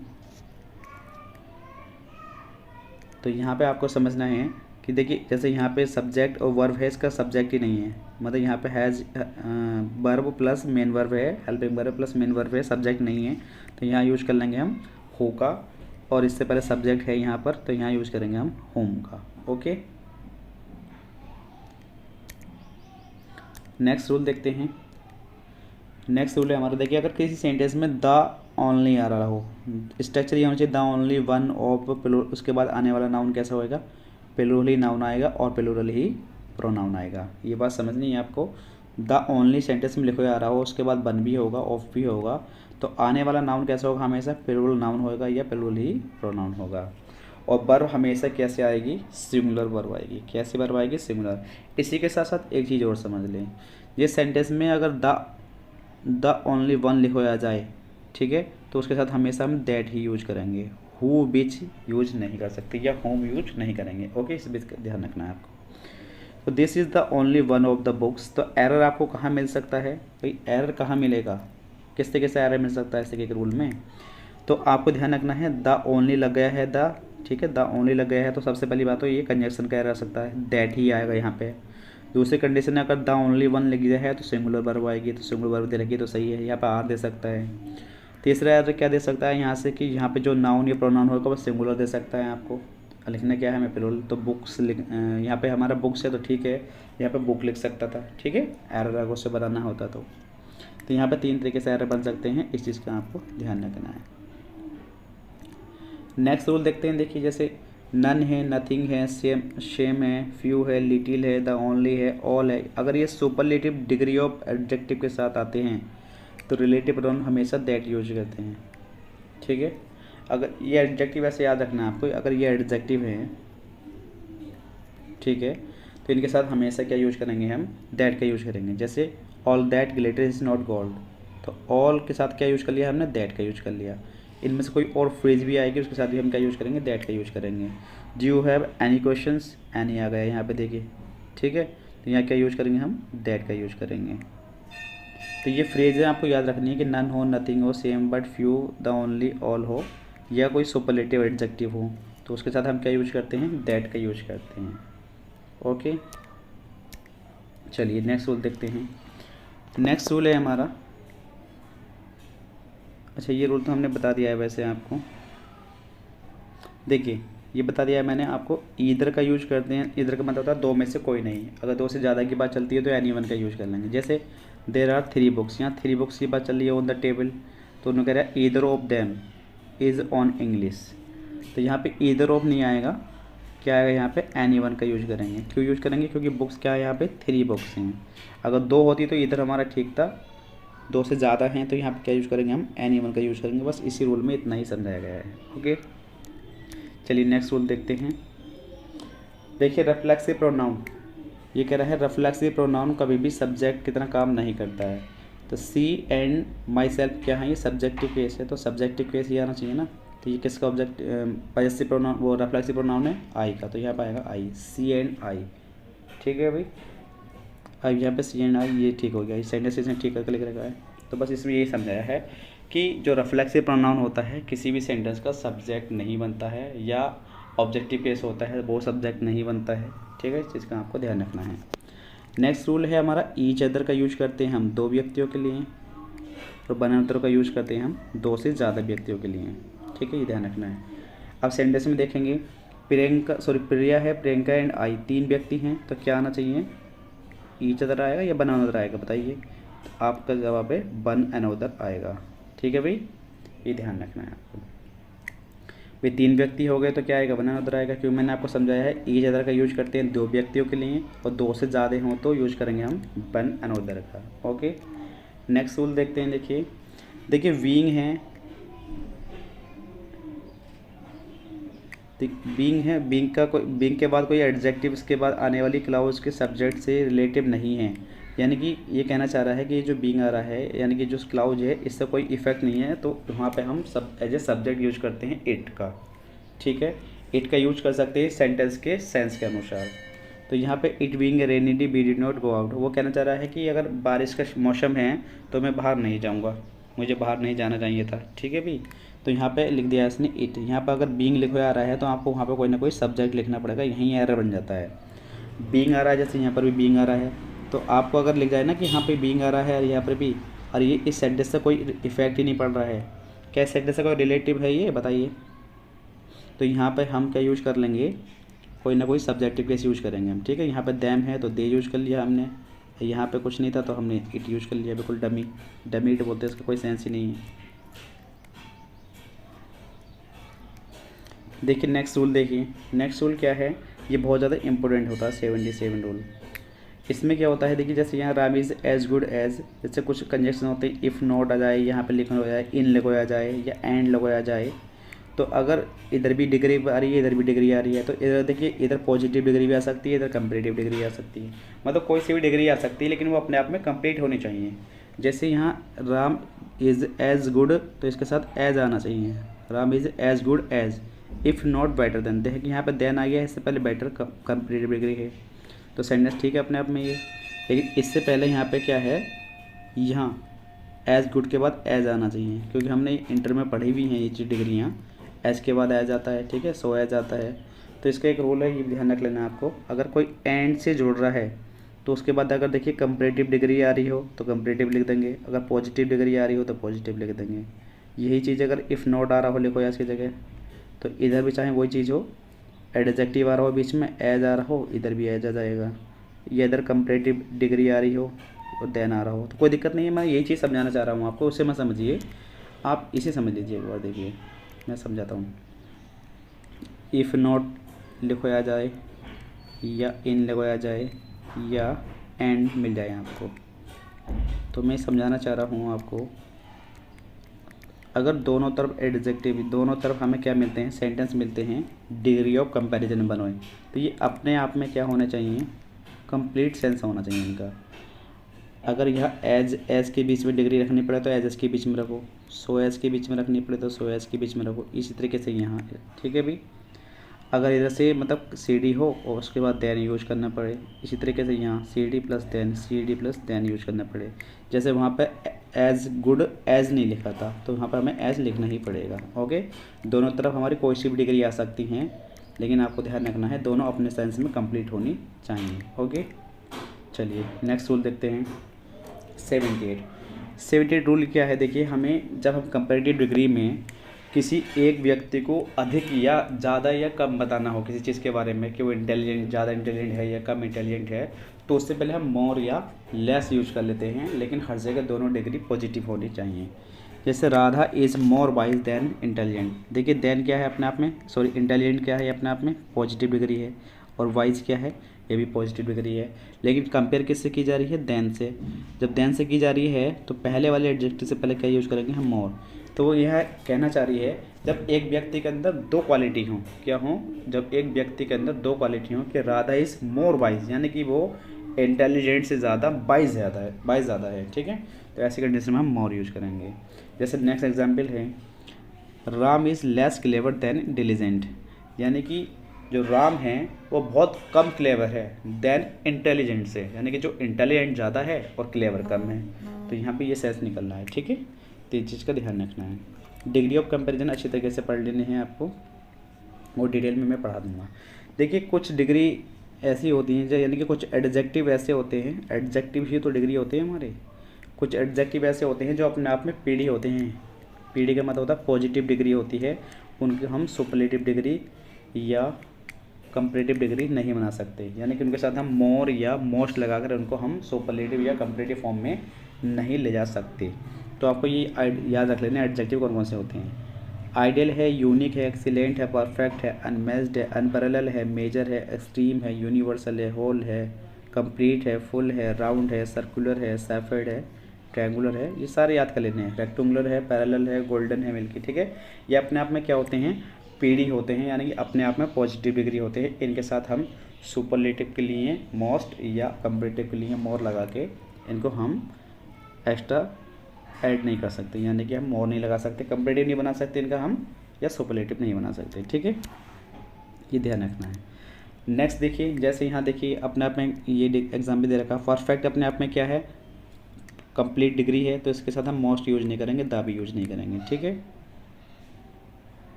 देखिए द यूज कर रखा है इसने, द यूज कर सकते हैं, मोस्ट यूज नहीं करेंगे, ठीक है, ध्यान रखना है।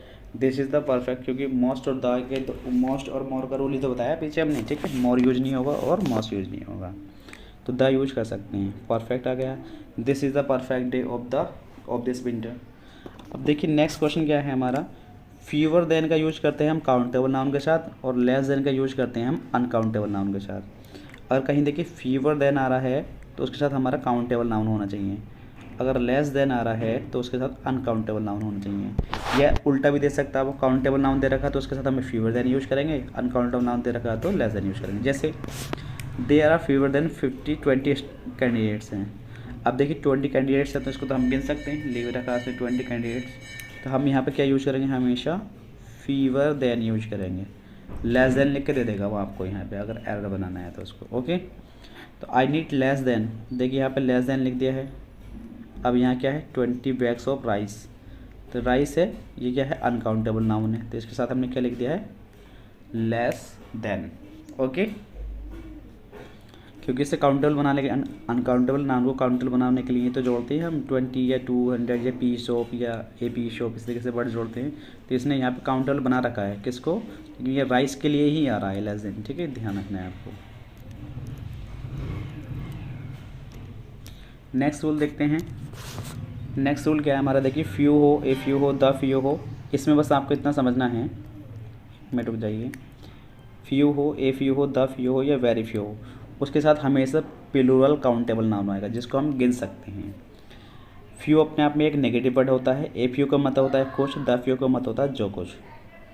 ठीक है भाई, और ध्यान रखना है लिटिल का यूज़ कहाँ करते हैं हम, लिटिल हो, ए लिटिल हो या द लिटिल का हो, इनके साथ हमेशा अनकाउंटेबल नाउन आता है। लिटिल का मतलब क्या होता है, नेगेटिव वर्ड होता है अपने आप में। ए लिटिल का मतलब थोड़ा, द लिटिल का मतलब जो थोड़ा। एग्जाम्पल समझा देता हूँ मैं इसके आपको ऑरली, एग्जाम्पल नहीं दे रखे हैं शायद इसके, तो मैं आपको एग्जाम्पल समझा देता हूँ, देखता हूँ एग्जाम्पल है या नहीं है। नहीं है, एग्जाम्पल नहीं है इसके, तो मैं आपको समझा देता हूँ। देखिए फ्यू तो अपने आप में एक नेगेटिव वर्ड हो गया, नेगेटिव वर्ड का मतलब इसको तो छोड़ो बिल्कुल। ठीक है भाई, नेगेटिव सेंस में यूज़ करना है, इसके साथ नॉट यूज़ नहीं करना है।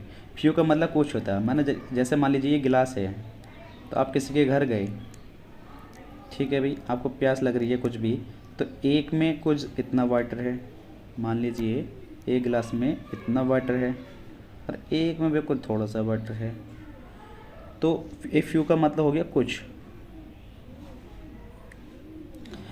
ठीक है भाई, ऐसे मान लीजिए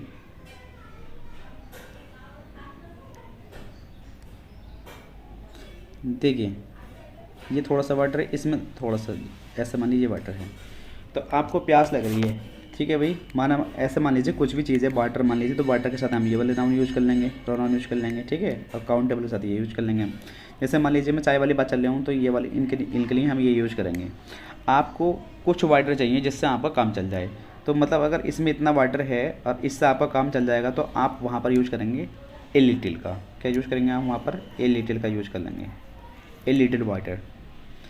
अब देखिए आपने उससे कहा कि आपके पास जो भी वाटर है, जो का मतलब होता है थोड़ा हो या ज़्यादा हो, मतलब ज़्यादा ही होगा वैसे, थोड़ा थोड़ा तो होने का नहीं है, जितना भी है जो कुछ भी है वो मुझे दे दीजिए। एग्जाम्पल से समझ लीजिए, मैंने आपसे कहा भाई मैंने जो आपको पैसे दिए थे, जो अपने घर पे पैसे रखे हैं वो पैसे मुझे दे दो, जो कुछ भी पैसे रखे हैं वो मुझे दे दो। इसका मतलब क्या हो गया, आप बिल्कुल डेफिनेट कर रहे हैं दा लगा के कि जो पैसे रखे हैं वो मुझे दे दीजिए। तो ऐसी कंडीशन में हम दा का यूज़ कर लेते हैं। ठीक है, ओके, चलो, और डिटेल में इसको हम बाद में समझा देंगे अपना जो टॉपिक होगा एग्जाम्पल लेके। देखिए इसमें क्या समझाया रूल नंबर 82 में, बस इसमें इतना समझाया है कि सम और एनी के बारे में। देखिए सम का यूज हम कहाँ करते हैं, पॉजिटिव सेंटेंस में, और एनी का यूज कहाँ करते हैं हम, नेगेटिव सेंटेंस में। तो यहाँ पे देखिए आई हैव सम मनी, या सेंटेंस क्या पॉजिटिव है तो सम यूज कर लिया। अब सेंटेंस को नेगेटिव बना दिया है तो क्या यूज कर लिया हमने, एनी यूज कर लिया।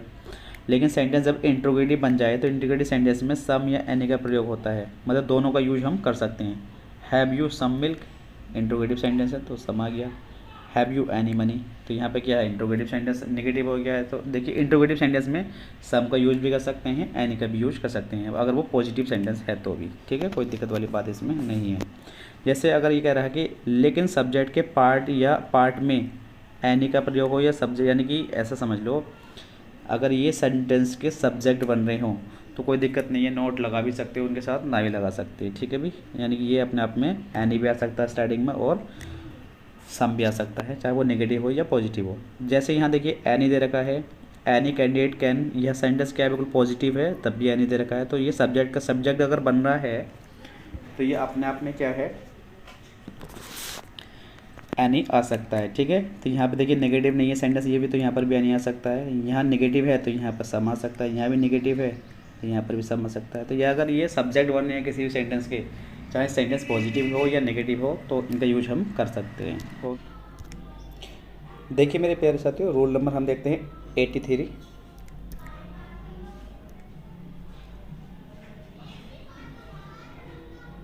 देखिए 83 में क्या कहा गया है, कि कुछ वर्ब दी जा रही हैं आपके सामने, और वो कहते हैं कि ये वर्ब जो होती हैं अपने साथ हमेशा जेरेंडल फॉर्म लेती हैं। जेरेंडल फॉर्म का मतलब क्या होता है, जो वर्ब की फर्स्ट फॉर्म में आईएनजी लगा देते हैं तो उसे हम जेरेंडल फॉर्म कहते हैं, ठीक है।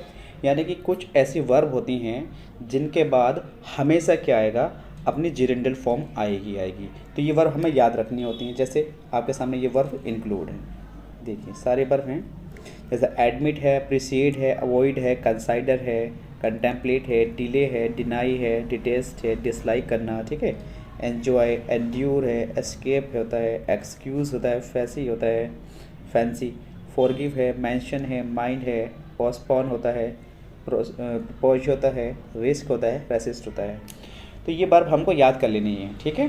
तो इसके जब हम इनको याद कर लेंगे तो हमें माइंड में अचानक याद आ जाएंगे। जैसे एग्जाम्पल आएगा आपके सामने तो आपको ये पता चल जाना चाहिए कि इस तरीके की वर्ब हमने पढ़ी हैं कहाँ, जिसमें जिनका यूज आईएनजी फॉर्म में होता है, यानी कि इनके बाद जो आने वाली फॉर्म होती है वर्ब की वो जेरेंडल फॉर्म होती है। ओके, चलो आराम से पढ़ाते हैं, थोड़ा स्पीड से पढ़ाते हैं, वैसे कोशिश करेंगे। देखिए, आई ऑलवेज अवॉइड, यहाँ क्या आ रहा है मेरे प्यारे साथियों, अवॉइड ये एक वर्ब आई। अब इसके बाद भी जस्ट वर्ब आ रही है, टॉकिंग भी तो वर्ब होती ही नहीं होती है। तो जी अवॉइड वर्ब आती है, तो अवॉइड वर्ब का क्या गेम होता है, इसका अपने एक फंक्शन होता है कि आपका अपने बाद जो भी वर्ब लेगा, यानी कि जो भी आने वाली वर्ब होगी वो हमेशा आईएनजी फॉर्म में ही आएगी, ठीक है। तो अवॉइड इसमें है, देखिए ये है अवॉइड है, इसमें से कौन सी भी वर्ब हो सकती है तो उसके बाद हमेशा आईएनजी फॉर्म होगी। अब जैसे देखिए, आई एन्जॉय टीचिंग इंग्लिश, यहाँ पे क्या आ गया है, एन्जॉय आ गया है। एन्जॉय के बाद भी देखो वर्ब आ रही है, टीचिंग का मतलब पढ़ाना होता है ना, तो देखिए टीच नहीं लिखेंगे, यहाँ पे टीचिंग ही लिखेंगे आईएनजी, ठीक है। ओके, तो आई होप ये रूल समझ में आ गया होगा आपको। तो ये वर्ब आपको याद कर लेने हैं।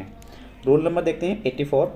84 में क्या कहा गया, देखिए 84 में कुछ ऐसी कंडीशंस होती हैं, कुछ ऐसी वर्ब होती हैं जिसमें मैनर या मेथड को बताते हैं।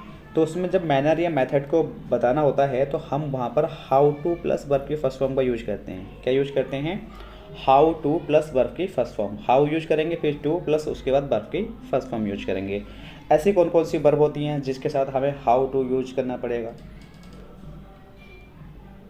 देखिए आपके सामने ये कुछ वर्ब लिख रही हैं, जैसे नो है जिसका मतलब जानना होता है, लर्न होता है पढ़ाना होता है, टीच होता है, लर्न का मतलब सीखना होता है, हाउ टीच का मतलब पढ़ाना होता है, शो करना किसी चीज़ को दिखाना, ठीक है, डिस्कवर करना। तो इनके बाद हमें हमेशा क्या यूज करना है, how plus two plus verb की फर्स्ट फॉर्म का यूज करना है।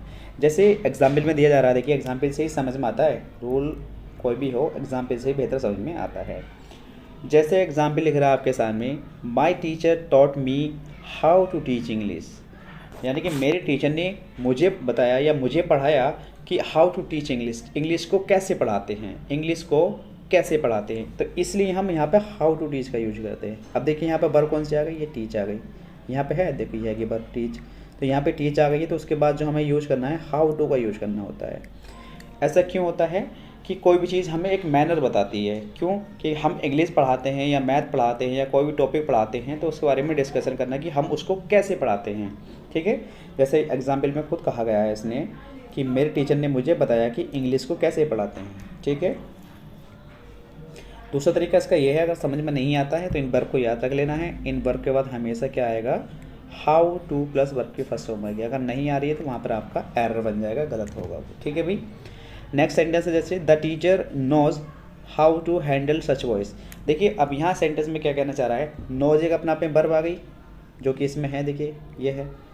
तो यहाँ से इसके बाद क्या यूज कर रहा है टीचर, देखिए यहाँ पे कर रहा है how to handle such voice, यानी कि अगर कुछ लड़के शैतानी हैं तो टीचर कह रहा है कि टीचर जानता है कि कुछ लड़कों को, ऐसे लड़कों को कैसे हैंडल करना है, ठीक है।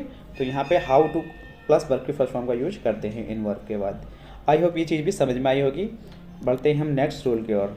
नेक्स्ट रूल है हमारा 85। देखिए इसमें क्या कहा गया है मेरे प्यारे साथियों, कि बहुत ही ज़्यादा इंपॉर्टेंट सेशन होने वाला है। मेरे ख्याल से 4 वीडियो में बनाऊंगा, ये 4 से 5 वीडियो हो सकती हैं, 200 प्लस रूल्स हैं इसके लिए। तो 4 वीडियो में ये आपकी कंप्लीट ग्रामर कवर हो जाएगी, कंप्लीट। जो रूल्स बचेंगे मैंने आपको बताया 70% में से ग्रामर कवर करा दूंगा, लेकिन इसमें बहुत सारी चीज़ें ऐसी हैं जो इंक्लूड नहीं हैं। तो मैं अपने क्लास नोट से उनको बनाऊंगा, PDF बनाकर उनको आपको पढ़ाऊंगा, तो आप वहाँ से अपने नोट्स बना सकते हैं, ठीक है। हालांकि यहाँ से भी एक एक रूल बहुत ज़्यादा इंक्लूड है, क्योंकि ये इंपॉर्टेंट इसलिए है क्योंकि यहाँ पर ऑल टॉपिक्स के, नाउन के, प्रोनाउन के, वर्ब के, एडजेक्टिव के, सब के रूल्स इंक्लूड हैं। ठीक है। तो ऐसी किसी की बुक्स आप उठा कर देख लेंगे तो किसी भी बुक्स में इस तरह के रूल नहीं मिलते हैं, ठीक है। तो देखिए अब हम स्टार्ट करते हैं रूल नंबर 85। कुछ वर्ब हैं जैसे एडवाइस है, रिक्वेस्ट है, ऑर्डर होता है, अलाउ होता है, फॉरवर्ड होता है, परमिट होता है, कंपेल होता है, आदि के बाद ऑब्जेक्ट ना दिया हो, ऑब्जेक्ट ना हो तो भी इनके बाद क्या आएगा, जीरेंड का प्रयोग करते हैं। जीरेंड का मतलब क्या होता है, वर्ब की फर्स्ट फॉर्म में आईएनजी लगाना, ठीक है। जैसे एग्जाम्पल भी दिया गया है मेरे प्यारे साथियों, सी एडवाइज्ड मी। देखिए एडवाइस ये एक वर्ब आ गई, इसमें है एडवाइस, देखिए हैगी एडवाइस। अगर ये एडवाइस्ड है तो इसके बाद तो ऑब्जेक्ट हैगा, लेकिन रूल में क्या कहा है, अगर इसके बाद ऑब्जेक्ट ना हो तो वर्ब की फर्स्ट फॉर्म में क्या आना चाहिए, आईएनजी आना चाहिए। तो इसका ऑब्जेक्ट है, यहाँ पर तो आईएनजी नहीं आएगा, तो यहाँ पर टू प्लस वर्ब की फर्स्ट फॉर्म, ठीक है, कोई दिक्कत नहीं है। लेकिन यहाँ देखेंगे जैसे यहाँ एडवाइस है, इसके बाद तो ऑब्जेक्ट ही नहीं है यहाँ पर। अगर मेरे प्यारे साथियों ऑब्जेक्ट नहीं है तो रूल भी तो यही कह रहा है, अगर ऑब्जेक्ट नहीं है तो वर्ब जो भी आएगी अपनी आईएनजी फॉर्म में आएगी। तो वर्किंग है, वर्किंग में आईएनजी लगा रखा है, तो ये अपने आप में दोनों रूल ठीक हैं। आई होप ये चीज़ भी समझ में आ गई होगी, क्लियर है। नेक्स्ट रूल देखते हैं। देखिए मेरे प्यारे साथियों नेक्स्ट रूल से बोलते हैं हम मॉडल एक्जुलरी। ये हमारा मेन वर्ब का काम भी करती हैं और हेल्पिंग वर्ब का काम भी करती हैं। नीड और डेयर, नीड और डेयर। देखिए नीड और डेयर क्या होता है, जब ये एक मॉडल एक्जुलरी की तरह काम करती हैं, ठीक है अभी, जब ये एक मॉडल एक्जुलरी की तरह काम करती हैं तो इनके बाद हमेशा बेयर इन्फिनिटिव यूज करते हैं। बेयर इन्फिनिटिव, बेयर का मतलब क्या होता है, बिल्कुल नंगा, ठीक है। और इन्फिनेटिव का मतलब होता है जो हमारा टू प्लस वर्ब की फर्स्ट फॉर्म होती है। तो बेयर इन्फिनेटिव का मतलब होता है मेरे प्यारे साथियों कि इन वर्ब के बाद टू नहीं आएगा, TO2, यानी कि जो बेयर इन्फिनेटिव का मतलब होगा ये वाला जो टू होता है इसी को बोलते हैं बेयर इन्फिनेटिव, ठीक है, यानी कि टू नहीं आएगा। अब देखिए यहाँ जैसे नीड नॉट है, तो ये नीड नॉट जो है ना, ये मेन वर्ब का काम नहीं कर रही, ये काम कर रही है इसका मॉडल एक्जुलरी का वर्ब, मॉडल एक्जुलरी वर्ब की तरह। जैसे वुड होता है, शुड होता है, कुड होता है, माइट होता है, मे होता है, ये क्या होती है, सारी मॉडल एक्जुलरी होती हैं। तो इस तरीके से ये अगर काम कर रही हैं, तो जैसे नीड नोट लग रहा है, इसके बाद जो ये टू आ रहा है ये अपने आप में गलत है, ठीक है। यहाँ पे नीड नोट आ रहा है तो यहाँ ये सही सेंटेंस हो गया हमारा, करेक्ट करके लिखा है इसने। यहाँ डेयर नोट के बाद टू लगा रहा है, ये भी अपने आप में गलत है, ठीक है। तो यहाँ इसको सही करके लिखेंगे, करेक्ट। देखिए यहाँ पे टू नहीं लिखा है इसने, गलत लिख रखा है, यहाँ टू नहीं आएगा, ठीक है। ओके, आई होप ये रूल भी आपको समझ में आया होगा, ज़्यादा हार्ड नहीं है, बस इतना ध्यान रखना है। नीड या अगर ये मॉडल एक्जुलरी की तरह काम करेंगे तो इनके बाद टू नहीं आएगा, अगर ये मेन वर्ब की तरह काम करेंगी तो इनके बाद 200% आएगा। जैसे मैं आपकी तरफ से एग्जाम में समझा रहा हूँ, I need to help you, मुझे तुम्हारी हेल्प की ज़रूरत है। I need your help, I need to your help, your help, यहाँ लिखेंगे योर हेल्प। तो नीड यहाँ पे मेन वर्ब का काम कर रही है और उसके बाद यहाँ पे टू आ जाएगा, ठीक है। I need to your help, help यहाँ पे लिखेंगे हेल्प, ठीक है। तो यहाँ पे ये मेन वर्ब का काम कर रही है, ओके। चलो कोई बात नहीं, नेक्स्ट रूल देखते हैं। देखिए मेरे प्यारे साथियों कुछ वर्ब और होती है, ये भी हमें याद करनी होती हैं।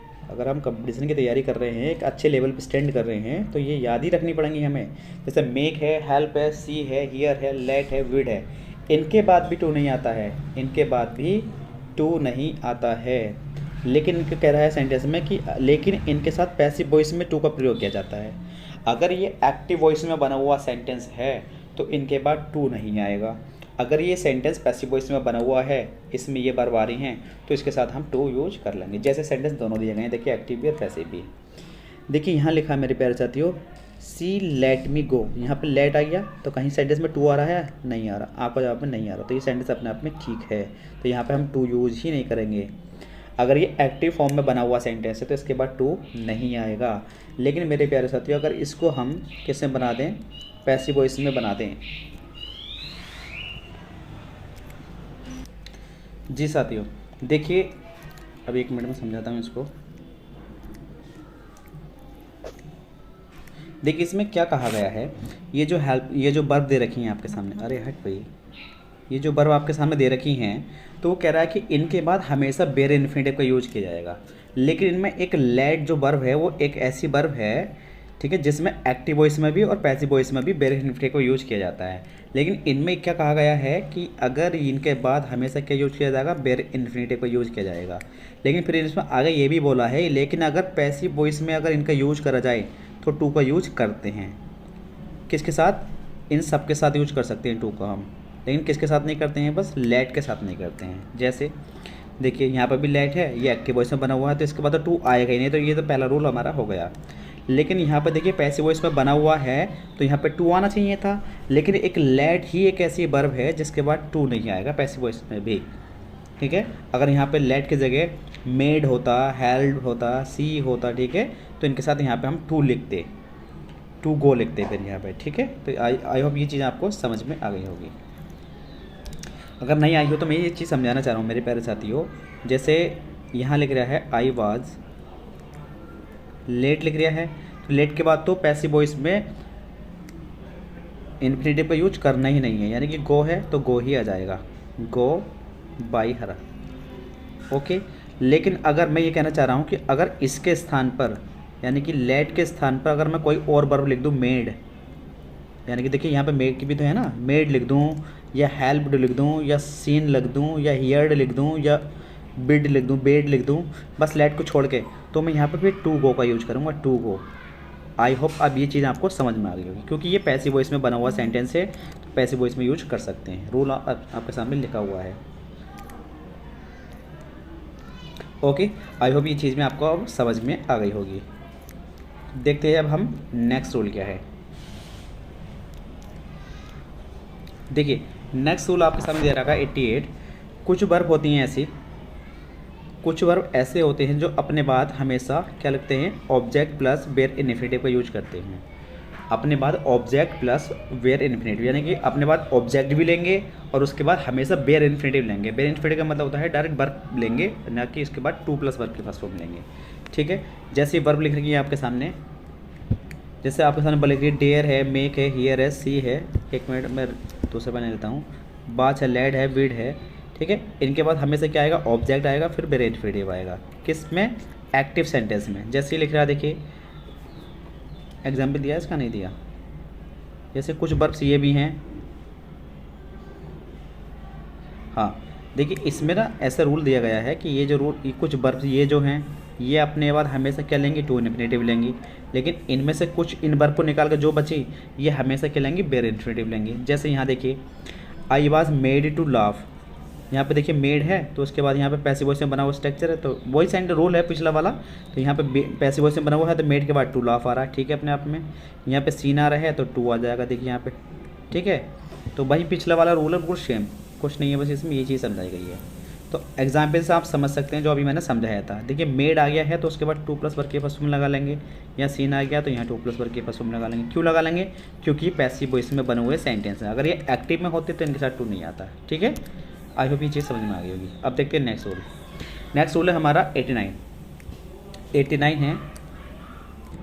देखिए नेक्स्ट रूल है हमारा, कुछ फ्रेज होती है जैसे हैड शोनर है, हैड रादर है, हैड बेटर है, वुड शोनर है, वुड रादर है, वुड बेटर है, इनके बाद भी वेयर इन्फिनेटिव का यूज़ करते हैं, यानी कि इनके बाद भी हम टू नहीं लगाएंगे। कहीं टू लोगा मिल जाएगा तो वहाँ पे हम एरर मान लेंगे, उसको गलत कर देंगे, ठीक है भाई। हैड बेटर है, देखिए यहाँ पे टू नहीं आया, अगर टू आता तो गलत हो जाता, तो had better concentrate on my studies, ये सेंटेंस ठीक है। वुड बेटर आ गया देखिए यहाँ पे, तो इसके बाद भी यहाँ पे टू डाई नहीं आया लिखोया, तो सही है अपने आप में सेंटेंस। अगर टू डाई लिखोया आता तो गलत होता, ओके। ये चीज़ भी समझ में आ गई होगी। नेक्स्ट रूल देखिए मेरे प्यारे साथियों कि कहीं भी अगर डू, डज, डिड या एनीथिंग, नथिंग या क्या मिल जाए, एवरीथिंग प्लस बट या एक्सेप्ट मिल जाए, ध्यान रखना अभी इनको भी, डू मिल जाए, डज मिल जाए, डिड मिल जाए, एनीथिंग हो, नथिंग हो, एवरीथिंग हो, बट हो, एक्सेप्ट के बाद भी वेयर इन्फिनेटिव का यूज करते हैं, ठीक है भी, ये ध्यान रखना। ये स्ट्रक्चर भी आपको मैंने बना के दे दिया है, जैसे डू हो, डज हो, डिड हो, ठीक है, नथिंग हो, बट हो, उसके बाद जो भी वर्ब आएगी वो वेयर इन्फिनेटिव आएगी। वेयर इन्फिनेटिव का मतलब होता है टू प्लस वर्ब के फर्स्ट फॉर्म नहीं आनी है, बस ओनली वर्ब के फर्स्ट फॉर्म आएगी। वेयर इन्फिनेटिव का मतलब ये होता है, ठीक है। जैसे देखिए यहाँ ही डज, यहाँ डज यूज कर लिया इसने, नथिंग भी आ गया, ठीक है, ही डज नथिंग बट, अब देखिए यहाँ पे बट भी आ रहा है, हेल्प भी आ रहा है, लेकिन मेरे प्यारे साथियों यहाँ पे जो बट आ रहा है इसके बाद टू हेल्प दे देगा, लिख के आपको क्या दे देगा, यहाँ पे टू हेल्प दे देगा, तो यहाँ पे टू हेल्प नहीं आएगा, बट के बाद टू नहीं, मतलब कहीं भी अगर टू आ रहा है सेंटेंस में तो टू नहीं आना है, बस ये ध्यान रखना है। यहाँ देखिए डिड आ गया है, ठीक है, तो यहाँ पे to take care of her family है, तो यहाँ पर भी कहीं भी अगर टू आता सेंटेंस में तो वो अपने आप में गलत होता है, टू नहीं आएगा, यानी कि वेयर इन्फिनेटिव का यूज करते हैं तो हम टू का यूज नहीं करेंगे, ओके। नेक्स्ट रूल देखिए, वाई है या वाई नॉट हो, सेंटेंस में कहीं वाई आ रहा हो, WHY वाई या वाई नॉट आ रहा हो, तो उसके बाद भी हम क्या यूज करते हैं, बेयर इन्फिनिटिव का यूज करते हैं। यदि वाक्य में सब्जेक्ट नहीं दिया हो तब ठीक है, ध्यान रखना, यदि वाक्य में सब्जेक्ट नहीं दिया हो तभी की बात है ये। और उस सेंटेंस से हमें क्वेश्चन या सजेशन का बोध हो रहा हो। जैसे देखिए वाई प्ले अलोन, तो यहाँ पे सेंटेंस में सब्जेक्ट है कहीं, आपका जवाब नहीं है। भाई अलोन कौन खेल रहा था, अगर सब्जेक्ट पहचानना है किसी सेंटेंस का तो हु से जो आंसर आता है वो सब्जेक्ट कहलाता है। तो वो कह रहा है वाई क्यों प्ले अलोन, तुम अलोन क्यों खेले, कौन खेले, इसमें तो सब्जेक्ट ही नहीं है ना। भाई अकेला जो खेला है, अलोन का मतलब अकेला होता है, बास का मतलब प्ले का मतलब खेलना, तो अलोन प्ले तुम अकेले खेल रहे थे, तो इसमें खेलने वाला तो कोई है ही नहीं सब्जेक्ट। जब सब्जेक्ट नहीं है तो इसके बाद टू नहीं आएगा। जैसे why not talk to your parents, तो यहाँ पे वाई आ गया है, ठीक है। अगर यहाँ भाई आ गया, इसका सेंटेंस का सब्जेक्ट ही नहीं है, जब सेंटेंस का सब्जेक्ट नहीं है तो यहाँ पे क्या टू आएगा, क्या टू नहीं आएगा, ठीक है। देखिए कुछ फ्रेज, नेक्स्ट रूल देखते हैं हम। रूल नंबर है हमारा 92 में कुछ क्या कंडीशंस होती है, कुछ फ्रेज दी जाती हैं। जैसे लिख रहा है टू बी ये क्या है हमारा, एक्स्टम्ड टू। एक्स्टम्ड टू का मतलब होता है किसी चीज़ का आदी होना, ठीक है। गिवन टू होता है in addition to, look forward to, owing to, object to, prone to, with view to, ठीक है। अगर to be plus use to, inhabited to, in addicted to, तो ध्यान रखना है इनके बाद हमेशा ING फॉर्म आती है। अगर इनके बाद कोई वर्ब आएगी तो वो ING फॉर्म में आएगी। जैसे यहाँ देखिए we are looking forward to, तो यहाँ लिख रहा है लुकिंग फॉरवर्ड टू, ये फ्रेज मिल गई। इसके बाद जो भी वर्ब आएगी अपनी ING फॉर्म में आएगी, तो यहाँ पे आ रही है, तो वही ठीक है sentence. I am addicted to, तो यहाँ पे देखिए क्या लिख रहा है, एडिक्टेड टू लिख रहा है, तो उसके बाद जो भी वर्ब आएगी वो अपनी ING फॉर्म में होगी। ओके, नेक्स्ट रूल देखते हैं। देखिए कुछ वर्ब ऐसी होती है जैसे लाइक है, विश है, लव है, प्रीफर है, इनके पास हमेशा क्या आता है, वुड आता है। Like, wish, love, prefer, like, wish, love, prefer के बाद हमेशा वुड आता है। जैसे आई वुड प्रीफर, ठीक है। देखिए यहाँ पे क्या है, प्रीफर आ रहा है, तो इसके साथ क्या आएगा, वुड आएगा। Would walking to running. Okay, next देखते हैं। देखिए नेक्स्ट रूल में ये कहा गया है, ऐसे समझाता हूँ मैं, दुनिया भर की भीड़ यहाँ पे है, कि अगर जैसे मान लीजिए कोई एंड है, एंड से एक ही सब्जेक्ट है हमारा, एक ही सब्जेक्ट यहाँ पर ये सेंटेंस बोल रहा है और एंड के बाद भी एक सेंटेंस बोल रहा है, तो हम ऐसा अलग अलग मॉडल पर यूज कर सकते हैं। बस इसमें यही समझाना चाह रहा है कि इससे एंड से पहले भी और एंड के बाद भी दो मॉडल अलग अलग यूज की जा सकती हैं। जैसे मैं आपसे बोलूँ, मैं यहाँ से जाऊँगा और खाना खाऊँगा, तो मैं ऐसे मान लीजिए कि मैं यहाँ से जाऊँगा और मैच खेल सकता हूँ, ऐसे मान लीजिए। तो मैं यहाँ से जाऊँगा तो आई शैल गो एंड कैन प्ले, तो मैं अलग अलग मॉडल यूज कर सकता हूँ, ठीक है, एक ही सेंटेंस में एंड से जोड़कर। तो यहाँ सेंटेंस में यही कहना चाह रहा है कि I have never met him, मुझसे कभी नहीं मिल चुका हूँगा, ठीक है, लेकिन विल नेवर मीट अगेन, और मैं से नहीं मिलूँगा। तो यहाँ पे देखिए, यहाँ कहना चाह रहा है मैं उससे कभी नहीं मिला था, और यहाँ कह रहा नहीं कभी मिलूँगा इससे मैं। तो यहाँ पे देखिए अलग है, ये भी एक मॉडल ऑक्सिलरी है, और यहाँ पर भी, तो अलग अलग हम दोनों यूज कर सकते हैं दोनों वर्ब, ठीक है। बस इतना यहाँ समझाना चाह रहा है, ज़्यादा इंपॉर्टेंट रूल नहीं था ये, हालांकि ये अच्छा रूल है, ये ध्यान रखना आपको। देखिए कहीं कुछ फ्रेज होते हैं, नो यूज, मच यूज, या any use, some use, any good, no good, but इस तरीके के वर्ब दिया रही हूँ, तो इसके बाद हमेशा ING फॉर्म आता है। क्या आता है, इनके बाद हमेशा ING फॉर्म आता है। लेकिन कुछ और वर्ब होती हैं, जैसे कैंट हेल्प आ रहा हो, कैंट स्टैंड आ रहा हो, कैंट बियर आ रहा हो, तो इनके बाद भी ING फॉर्म आता है, ठीक है, हमेशा ध्यान रखना है। जैसे इट इज़ नो यूज, तो नो यूज आ गया, यहाँ पे फ्रेज आ गई, तो उसके बाद देखिए कौन सी फॉर्म आ रही है, ING फॉर्म आ रही है। कैंट हेल्प आ गया, देखिए कैंट हेल्प आ गया, तो यहाँ पर कौन सी फॉर्म आ रही है, ING फॉर्म आ रही है। दोनों सेंटेंस अपने आप में ठीक है। देखिए कुछ सेंटेंस में हैविंग के साथ वर्ब के थर्ड फॉर्म यूज करते हैं, ये अपना कंप्लीशन ऑफ एक्शन बताती है, एक्टिव फॉर्म में इसको व्यक्त किया जाता है। हैविंग बीन प्लस वर्ब के थर्ड फॉर्म का यूज हम पैसिव वॉइस में कर सकते हैं, तो इसमें इतना ज़्यादा इंपॉर्टेंट नहीं है ये। बस देखिए हैविंग के साथ वर्ब के थर्ड फॉर्म यूज करेंगे, having finished my work I went to market. अगर पैसिव वॉइस में बनाना हो तो हैविंग के साथ बीन यूज कर लेंगे, तब भी वर्ब के थर्ड फॉर्म यूज करेंगे। Having been arrested he was sent to jail. Okay, being के साथ भी वर्ब के थर्ड फॉर्म का यूज कर लेते हैं। देखिए being depressed she did not away with him, तो बीइंग के साथ भी क्या यूज करते हैं हम, वर्ब की थर्ड फॉर्म का यूज करते हैं। ओके, चलिए नेक्स्ट रूल देखते हैं। नेक्स्ट रूल है, देखिए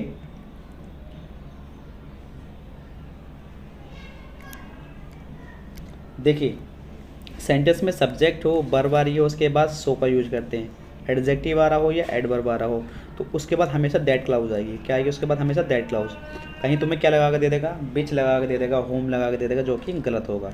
तो आपको ये ध्यान रखना है, सब्जेक्ट आ रहा हो, वर्ब आ रहा हो, उसके बाद सो आ रहा हो, फिर एडजेक्टिव या एडवर्ब होगा, फिर उसके बाद हमेशा कौन सी क्लाउज आएगी? दैट से बनी हुई क्लाउज आएगी। क्लाउज कैसे कहते हैं? दैट लिखा हुआ होगा, सब्जेक्ट वर्ब ऑब्जेक्ट, उसे बोलते हैं। जिसमें सब्जेक्ट और वर्ब ऑब्जेक्ट इंक्लूड होता है उसे बोलते हैं हम clause. Okay. Manish is so talkative. Manish देखिए यहाँ पे वर्ब सब्जेक्ट आ गया, ये वर्ब आ गई इज, सो आ गया यहाँ पे, और एडजेक्टिव आ गया टॉकेटिव। टॉकेटिव यहाँ पे क्या है? एडजेक्टिव। उसके बाद हमें से कौन सी क्लाउज होगी? दैट। देखिए दैट क्लाउज आ रही है, इसमें सब्जेक्ट भी है, वर्ब भी है, ठीक है, मेन वर्ब भी है और ऑब्जेक्ट भी है इसका। ओके। तो इसमें यही समझाया गया था। तो नेक्स्ट क्लाउज में भी यही चीज़ बताई गई है कि अगर सो का यूज हो रहा हो सेंटेंस में, एडजेक्टिव आ रहा हो, उसके बाद लेकिन ए या एन का यूज करते हैं हमेशा, और उससे पहले एक नाउन होता है, तो वहाँ उसके बाद भी हम कौन सा क्लाउज यूज करते हैं? दैट क्लाउज का यूज करते हैं। जैसे India seems to be in show critical, यह देखिए सो आ गया है, उससे पहले ए यूज कर रहे हैं, ये क्या है? हमारा नाउन आ गया है, सिचुएशन एक नाउन है, इससे पहले ए यूज हो रहा है और शो यूज हो रहा है, इसके बीच में क्रिटिकल क्या है? ये एडजेक्टिव है। तो उसके बाद भी कौन सी क्लाउज यूज करनी है? हमें दैट क्लाउज यूज करनी है। That it seems difficult to bring it back to the track. Okay. Next rule देखते हैं, देखिए मेरे प्यारे साथियों, और ये हमारा आज का लास्ट रूल होगा, रूल नंबर 100। पहले समझ लेते हैं, देखिए इसको जरा। तो ये होता है हमारा, हमने पढ़ा है टॉपिक एक रिमूवल, एडवर्ब रिमूवल टू, एक अलग से ही पढ़ा रखा है हालांकि मैंने। इस टू का इसका टू का मतलब होता है अधिकता, कोई चीज़ की ज़्यादा रिक्वायरमेंट होना, मोर देन रिक्वायर्ड होना, ठीक है, इस टू का मीनिंग होता है। तो इसे हम ऐसे यूज कर लेते हैं, सब्जेक्ट है प्लस कोई वर्ब यूज की जा रही है, उसके बाद ये वाला टू यूज करके हम कोई ना कोई एडजेक्टिव यूज कर लेते हैं या कोई एडवर्ब यूज कर लेते हैं, ठीक है। लेकिन दूसरा कंस्ट्रक्शंस क्या होता है? इस टू के बाद हमें ये वाला टू मिलता है, टू के साथ ये वाला टू प्लस वर्ब की फर्स्ट फॉर्म मिलेगी, ठीक है, ये ध्यान रखना है। या तो जैसे ये टू वीक है, टू बैड है, ये कुछ वर्ड होते हैं, इनको याद रख लेना है। याद रखने की ज़रूरत नहीं है, बस आपको ये ध्यान रखना, बस ये वाली चीज़ ध्यान रखना है आपको। टू के साथ टू के साथ हमें टू प्लस वर्ब की फर्स्ट फॉर्म मिलेगी। अगर हम इसके साथ अगर वो दैट लगा कर दे देगा तो वो गलत होगा, ये ध्यान रखना है, ठीक है। She is too poor to present you with a gift. तो यहाँ पे हमें एरर जो लिख के देगा ना, यहाँ पे हमें दैट लिख के दे देगा, दैट, ठीक है, दैट जो कि गलत होगा अपने आप में। दैट किसके साथ आता है? सो के साथ आता है। यहाँ पे अगर हम इसे इस तरीके से भी तो बना सकते हैं ना, जैसे ये लिख रहा है she is too poor to present, तो इसे हम ऐसे लिख सकते हैं कि सी इज़ सो पुअर, फिर उसके बाद लिखेंगे that she can not present, she can not, ऐसा बना सकते हैं सेंटेंस को हम। ये चीज़ हम इंटर में पढ़े हैं अच्छे तरीके से, ठीक है। नेक्स्ट रूल देखिए, ये रूल तो बिल्कुल इंटर लेवल का बेस पर ही था। नेक्स्ट रूल देखते हैं हम, और ये लास्ट रूल होगा आज के डेट का हमारा 100। देखिए फेयरली के बाद अच्छे सेंस का, फेयरली का प्रयोग जो अच्छे सेंस में किया जाता है, और रादर का यूज किया जाता है बुरे सेंस में। तो देखेंगे हम, बस हमें इतना ही समझना है सेंटेंस में कि बुरा सेंस और अच्छा सेंस कैसे मानना है हमें। जैसे देखिए the book seems good, fairly good, beautiful. अब यहाँ देखिए ब्यूटीफुल की बात चल रही है, तो एक अच्छा सेंस निकल रहा है इसका सेंटेंस का, तो इससे पहले हमें एडजेक्टिव यूज करना होगा। एरर कैसे बनेगा? बस एडजेक्टिव पूछेगा आपसे, मतलब यहाँ पे कोई ना कोई एडजेक्टिव दे देगा आपको जिसका अच्छा सेंस निकल रहा होगा या बैड सेंस निकल रहा होगा। तो अगर अच्छा सेंस निकल रहा है तो आपको यूज़ करना है इसके बाद फेयरली। फेयरली है, सही, अच्छी बात निकल रही है, क्योंकि उसने बोला भी है फेयरली का यूज़ करेंगे अच्छे सेंस में, और रादर का यूज़ करेंगे बुरे सेंस में। जैसे it is rather difficult, difficult का मतलब मुश्किल वाली बात हो गई, तो थोड़ा इसका अच्छा सेंस नहीं निकल रहा है, मुश्किल है ना, तो इससे पहले हम क्या यूज़ कर लेंगे? यहाँ पे रादर यूज कर लेंगे। ओके। तो बस आपको जो ये रूल पढ़ना है, बस इस तरीके से पढ़ना है कि अच्छे सेंस में फेयरली का यूज़ करना है और बैड सेंस में रादर का यूज़ करना है। वो कैसे पता चलेगा? इसके बाद जो आने वाला वर्ड है, जैसे ये यहाँ पे ब्यूटीफुल है और यहाँ पे ये डिफ़िकल्ट है, ये बताएगा। ओके। तो मेरे प्यारे साथियों, आज की वीडियो हम यहीं एंड करते हैं, और कुछ समय के बाद हमारी ये नेक्स्ट पार्ट आएगा, पार्ट नंबर 3। इसमें हमने पार्ट 1 में 50 रूल्स कवर कराए हैं, पार्ट 2 है ये हमारा, इसमें 50 रूल्स कवर कराए हैं, पार्ट 3 बहुत जल्दी आएगा, तो उसमें भी हम 50 रूल्स लेंगे। लगभग 200 प्लस रूल्स कराने का हमने वादा किया है, तो 200 प्लस रूल्स पूरे कवर कराएंगे। अगर आपको कहीं लगता है कि ये चीज़ समझ में नहीं आई है या मैं उसको अच्छी तरीके से नहीं समझा पाया हूँ, तो आप कमेंट बॉक्स में कमेंट करके ज़रूर बताना कि सर ये रूल्स हमें दोबारा समझा दीजिए, समझ में नहीं आया है। तो मैं उस पर कोई ना कोई एक वीडियो बना दूंगा, जो रूल्स जिस रूल्स में आपको डाउट हो उस रूल्स को आप कमेंट बॉक्स में कमेंट करके बता देना कि सर ये रूल्स हमें दोबारा समझा दीजिए, समझ में नहीं आया। तो मैं केवल उन्हीं रूल पे जिसमें आपको डाउट होंगे उसी पे एक वीडियो बना दूंगा। ओके, तो आज के लिए इतने ही रखते हैं इस वीडियो में। और चैनल को देखिए सब्सक्राइब नहीं किया तो चैनल को सब्सक्राइब जरूर कर लेना अगर लग रहा है आपको बेनिफिट हो रहा है तो। आज के लिए थैंक यू एवरीवन।